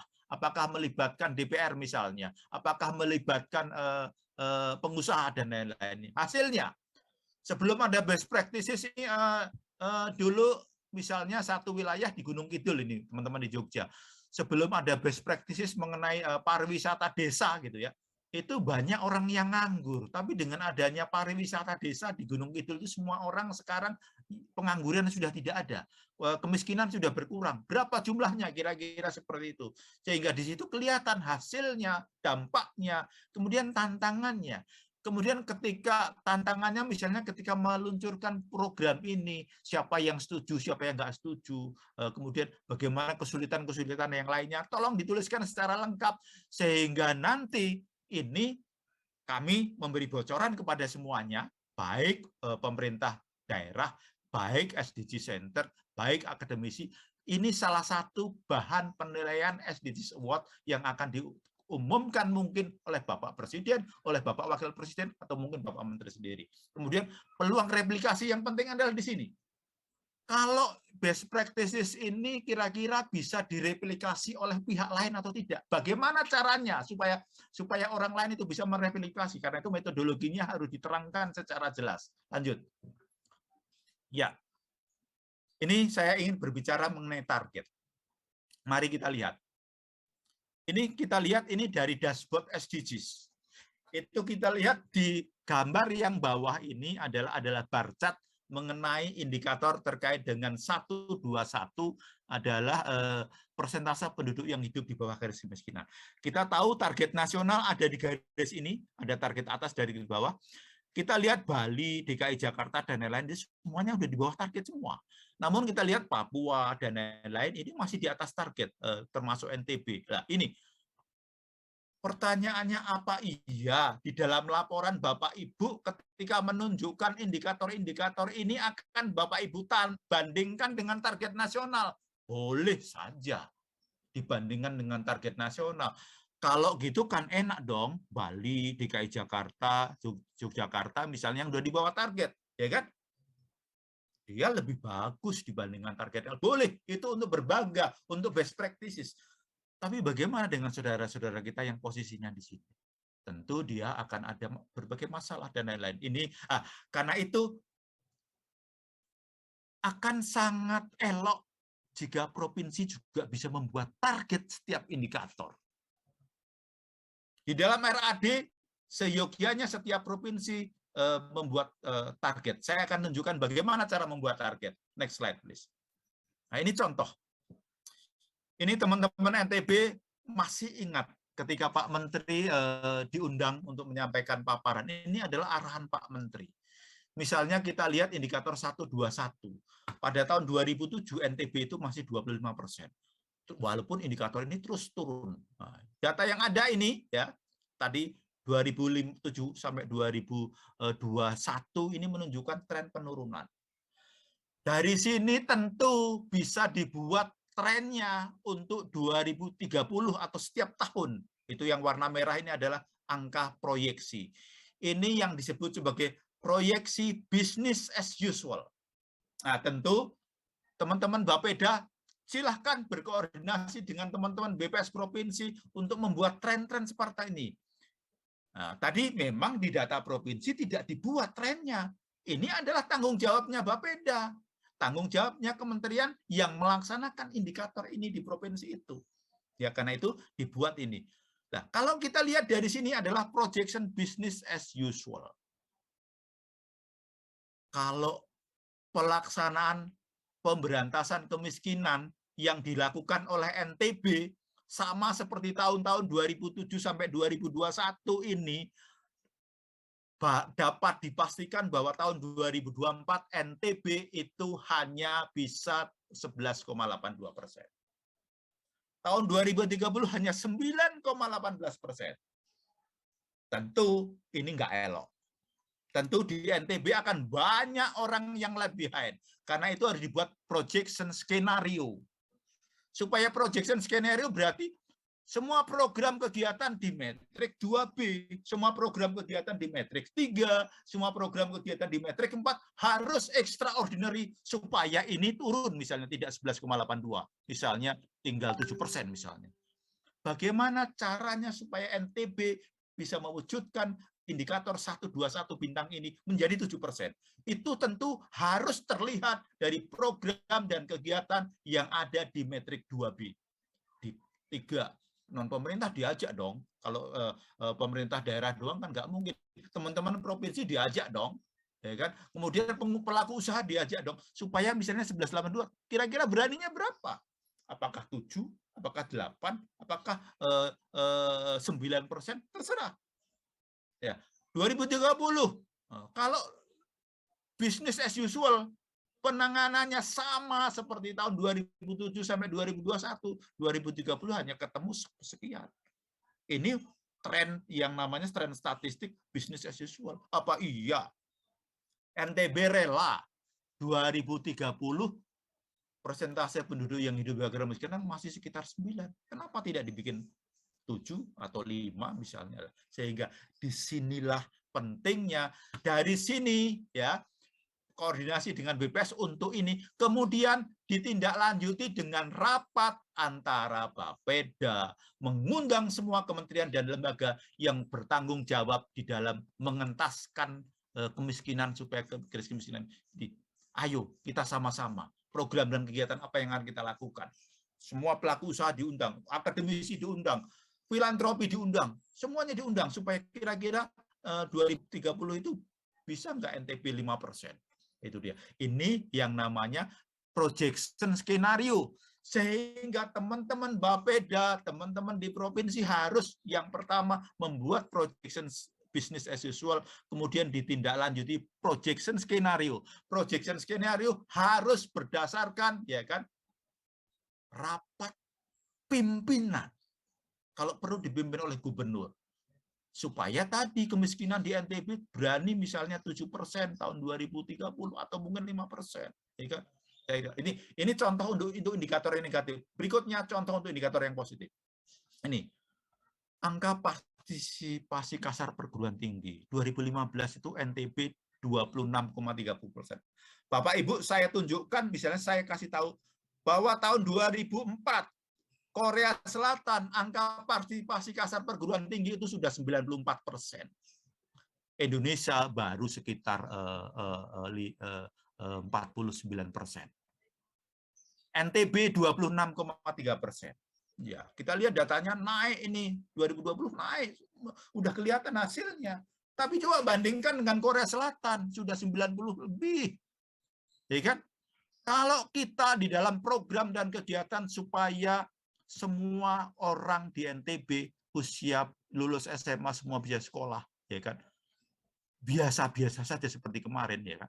Itu 2024 hanya ketemu 36,28.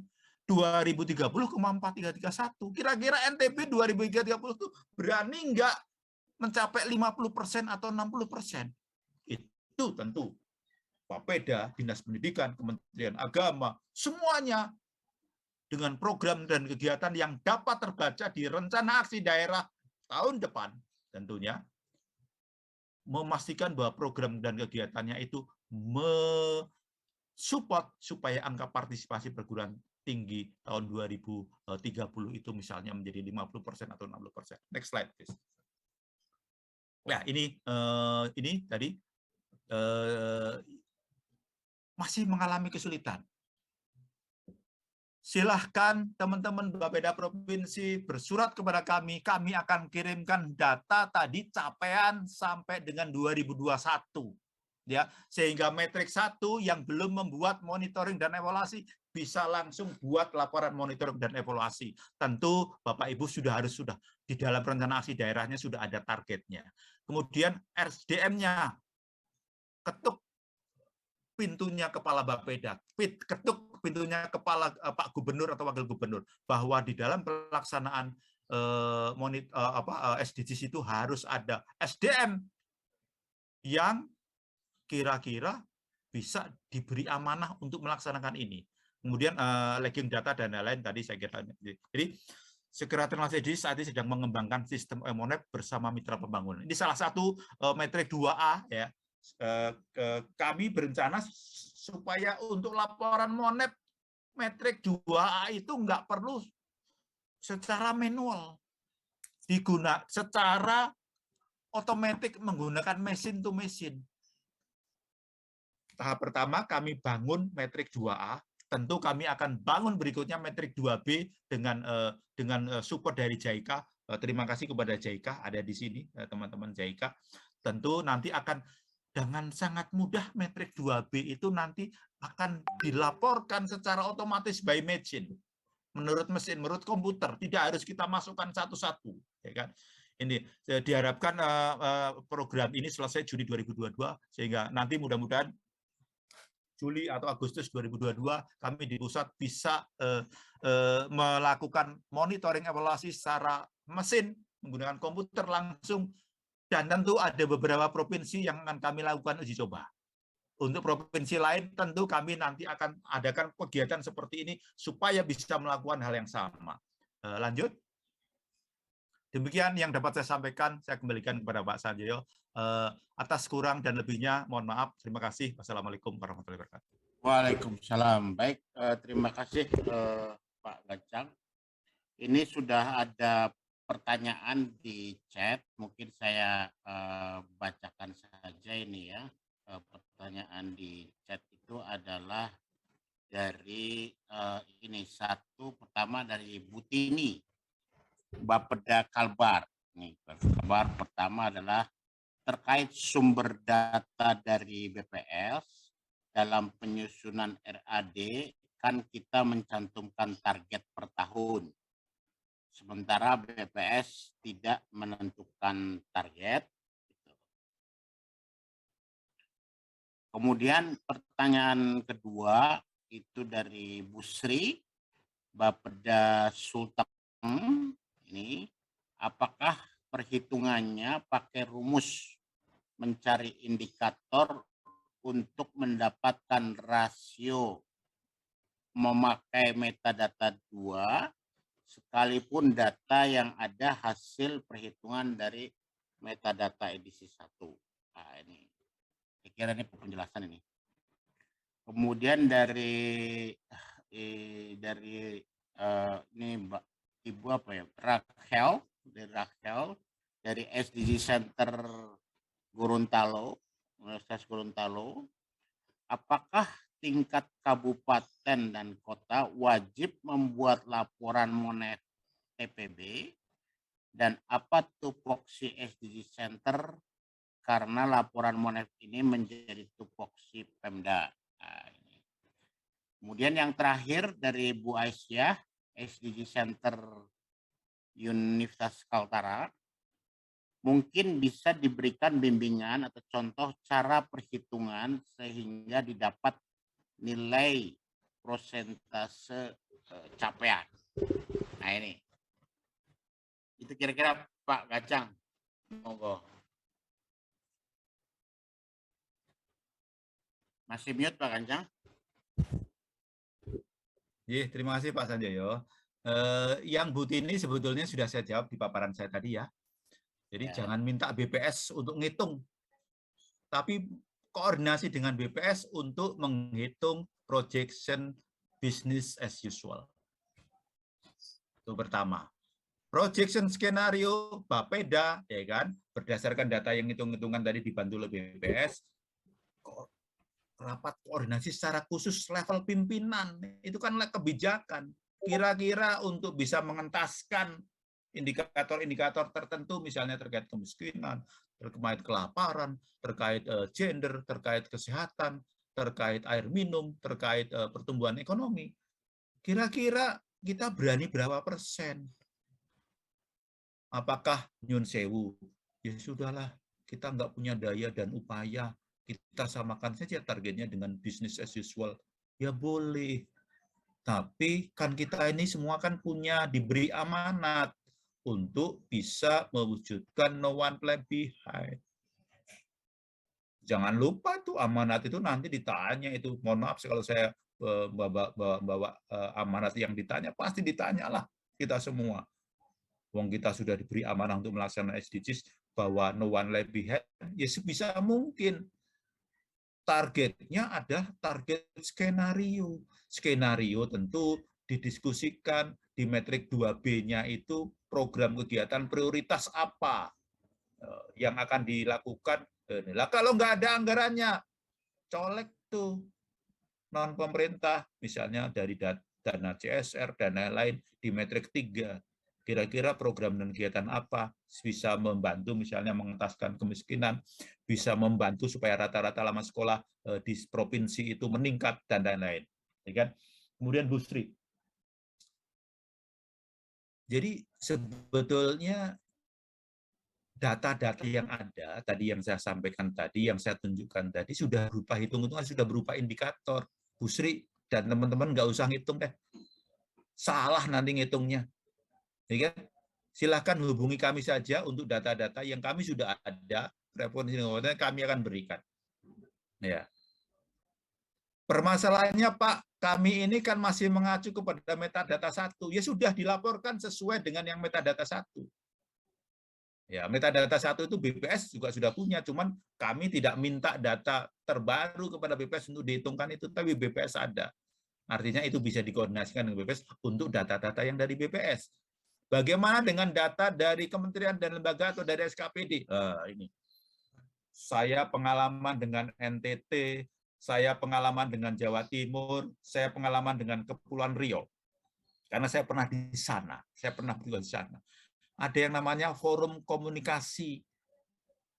Apa namanya forum komunikasi data? Itu data-data dari kementerian lembaga, dari SKPD itu adalah digodok, dibicarakan di situ. Bahkan saya oleh teman-teman NTT itu diajak ke SOE, Kabupaten SOE. Bagaimana teman-teman di Kabupaten SOE mendiskusikan data-data yang dari dinas-dinas SKPD agar bisa memenuhi yang namanya statistik daerah dalam angka. Provinsi dalam angka. Kan bisa saja sekarang data SDGs provinsi gitu ya. Kan bisa saja hampir sama, mekanismenya sama ya. Artinya itu dari situ data-data itu, nah tentu memang ada data-data untuk SKPD yang harus dihitung. Bahkan kementerian dan lembaga tidak sanggup menghitungnya sehingga Bappenas turun untuk menghitung. Ya karena itu indikator-indikator itu nanti silahkan Bapak Ibu, kami ingin nanti mudah-mudahan ada waktu bagaimana kita menghitung indikator-indikator SDGs itu sehingga menjadi angka ketemunya sekian. Dari data seperti apa jadi ada. Mudah-mudahan. Kami sedang berkoordinasi dengan BPS, dengan development partner, dengan UN supaya dapat diwujudkan atau dibantu itu. Kemudian Bu Rachel, ini teman ngobrol pada waktu rapat SDGs di Yogyakarta. Bu, sama ketika provinsi harus membuat rencana aksi daerah di dalamnya ada kabupaten kota, tentu sama. Kabupaten kota juga harus melaporkan SDGs menjadi satu kesatuan laporan bersama dengan pemerintah provinsi membuat laporan monet. Terus tanggung jawabnya siapa sih ini? SDG Center apa Bapeda? Bapeda sebagai yang ngatur orkestrasi. Tentu misalnya nih kalau saya boleh di Aceh nih. Jadi Aceh itu langsung dijadiin contoh tuh oleh Pak Arifin Rudianto membuat laporan Monef 2018-2020 dan Monef tahun 2021 dalam waktu yang tidak jauh karena Bapeda Aceh berkoordinasi dengan SDG Center. Jadi artinya SDG Center harus diundang oleh Bapeda untuk membantu Bapeda di dalam membuat laporan tadi. Tadi dikatakan bahwa kami di Bapeda kekurangan SDM. Karena itu libatkan SDG Center di dalam membantu, ya kan? Nah, tentu kapasitasnya SDG Center adalah sebagai orang yang punya ilmu lebih. Asumsinya tadi yang disampaikan oleh Ibu Vivi atau Pak Yanwar tadi. Dengan ilmu yang lebih ini, tentu ada komunikasi dengan Bapeda. Mari Bu, mari Pak, dari di Bapeda kita susun sama-sama. Karena SDGs ini bukan tanggung jawabnya SDG Center doang, bukan tanggung jawabnya Bapeda doang, tapi tanggung jawab semua komponen yang ada di provinsi maupun di kabupaten kota. Baik itu non-pemerintah maupun pemerintah. Kemudian cara perhitungan pencapaian tadi saya kira sudah jawab. Mudah-mudahan kita ada kesempatan untuk capacity building seperti ini. Terutama adalah ini Kaltara, Gorontalo yang di bawah GIZ. Saya selalu minta kepada GIZ 4 provinsi tolong dibantu cara menghitung indikator-indikator ini untuk mencapai capaian. Tadi misalnya sebetulnya capaian tadi warna hijau. Kita lihat dari tahun 2017 atau 2015 ke target tadi, ya kan? Apakah dia sudah melampaui target atau belum? Kalau sudah melampaui target itu berarti dia tercapai. Kalau dia belum melampaui target tapi arahnya searah, indikator itu harusnya turun, dia turun walaupun belum mencapai, itu warna kuning. Kalau warna merah harusnya indikator turun, tiba-tiba dia melesat naik. Itu berarti warnanya merah. Kira-kira gitu, Bu Aisyah. Gampang sekali. Warna hijau kalau targetnya misalnya 10, dia capaiannya 10 atau lebih besar kalau indikator positif. Kalau indikator negatif, indikatornya 10, capaiannya 10 atau lebih kecil. Kira-kira gitu. Ya, terima kasih. Saya kembalikan kepada Pak Sanjoyo. Waktunya sudah habis. Terima kasih Pak Ganjar. Karena ini sudah di warning oleh panitia, ini nanti masih ada kuis lagi 5 menit, maka mohon maaf Bapak Ibu, kita akhiri sesi ini untuk menjaga agar kita bisa tepat pukul 3 bisa selesai.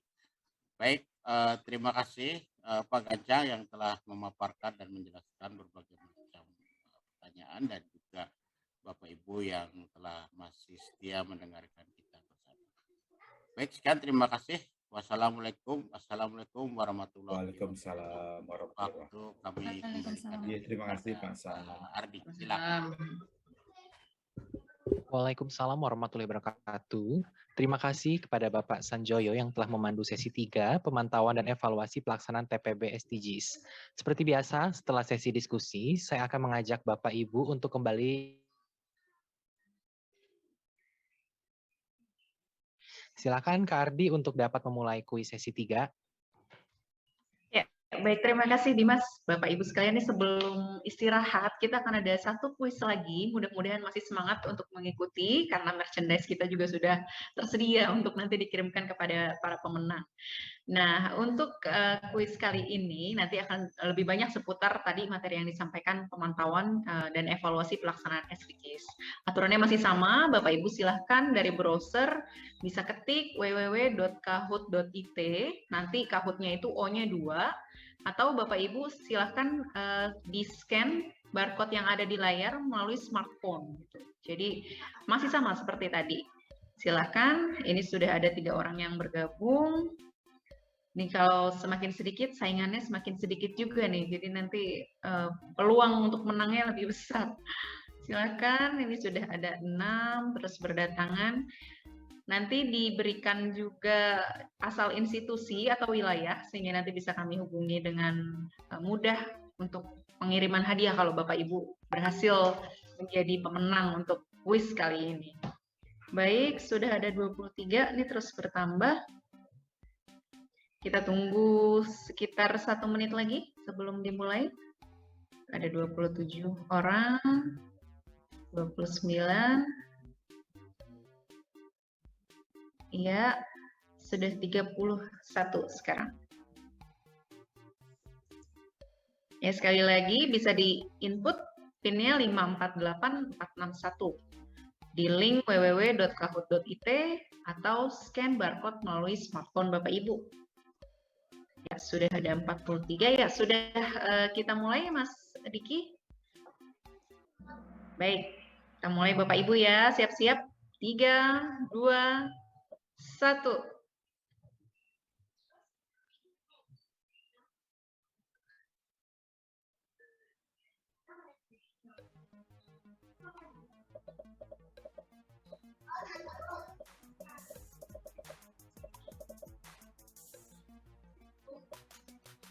Ya, sudah ada 31 jawaban. Ini semakin siang semakin pusing ya. Pertanyaannya lumayan sulit. Baik, dikategorikan akan tercapai atau membaik. Ada 14 orang yang menjawab benar ya.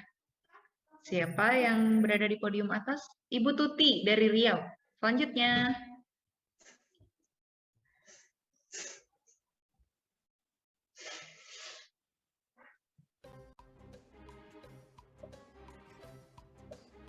Baik. Nah, sekarang lebih cepat menjawabnya.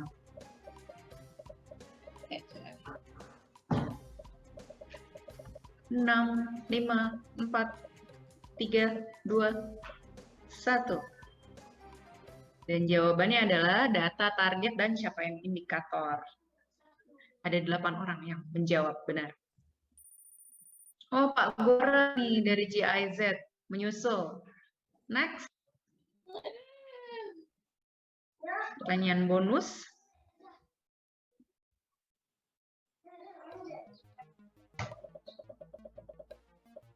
Berapa menit ya kalau 10 butir telur nih? Kita rebus supaya matang. Ibu-ibu pasti benar nih jawabannya semua.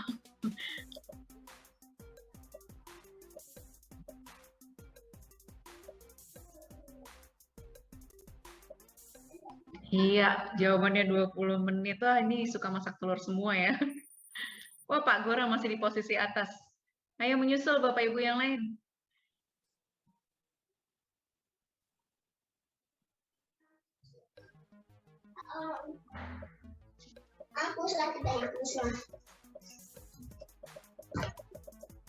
Adik-adik yang bisikin ibunya kayaknya atau bapaknya supaya menang.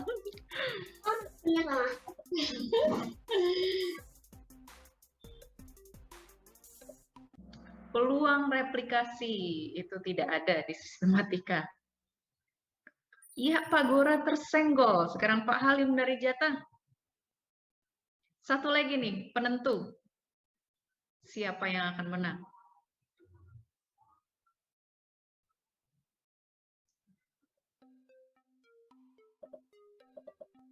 Oke. Ini untuk pelaku usaha nih, aturannya dari mana ya kira-kira?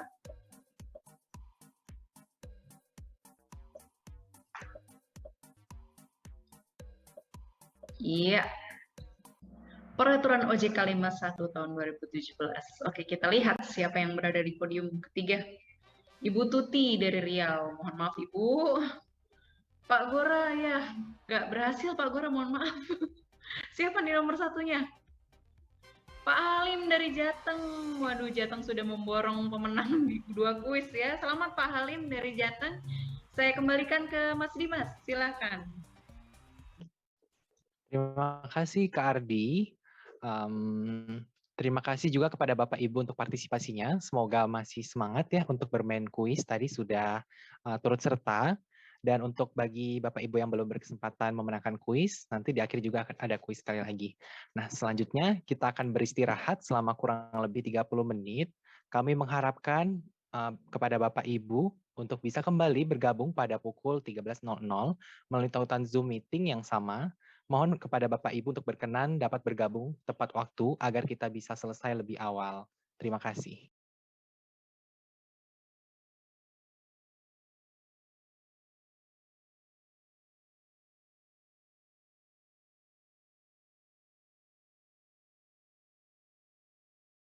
Recording stopped.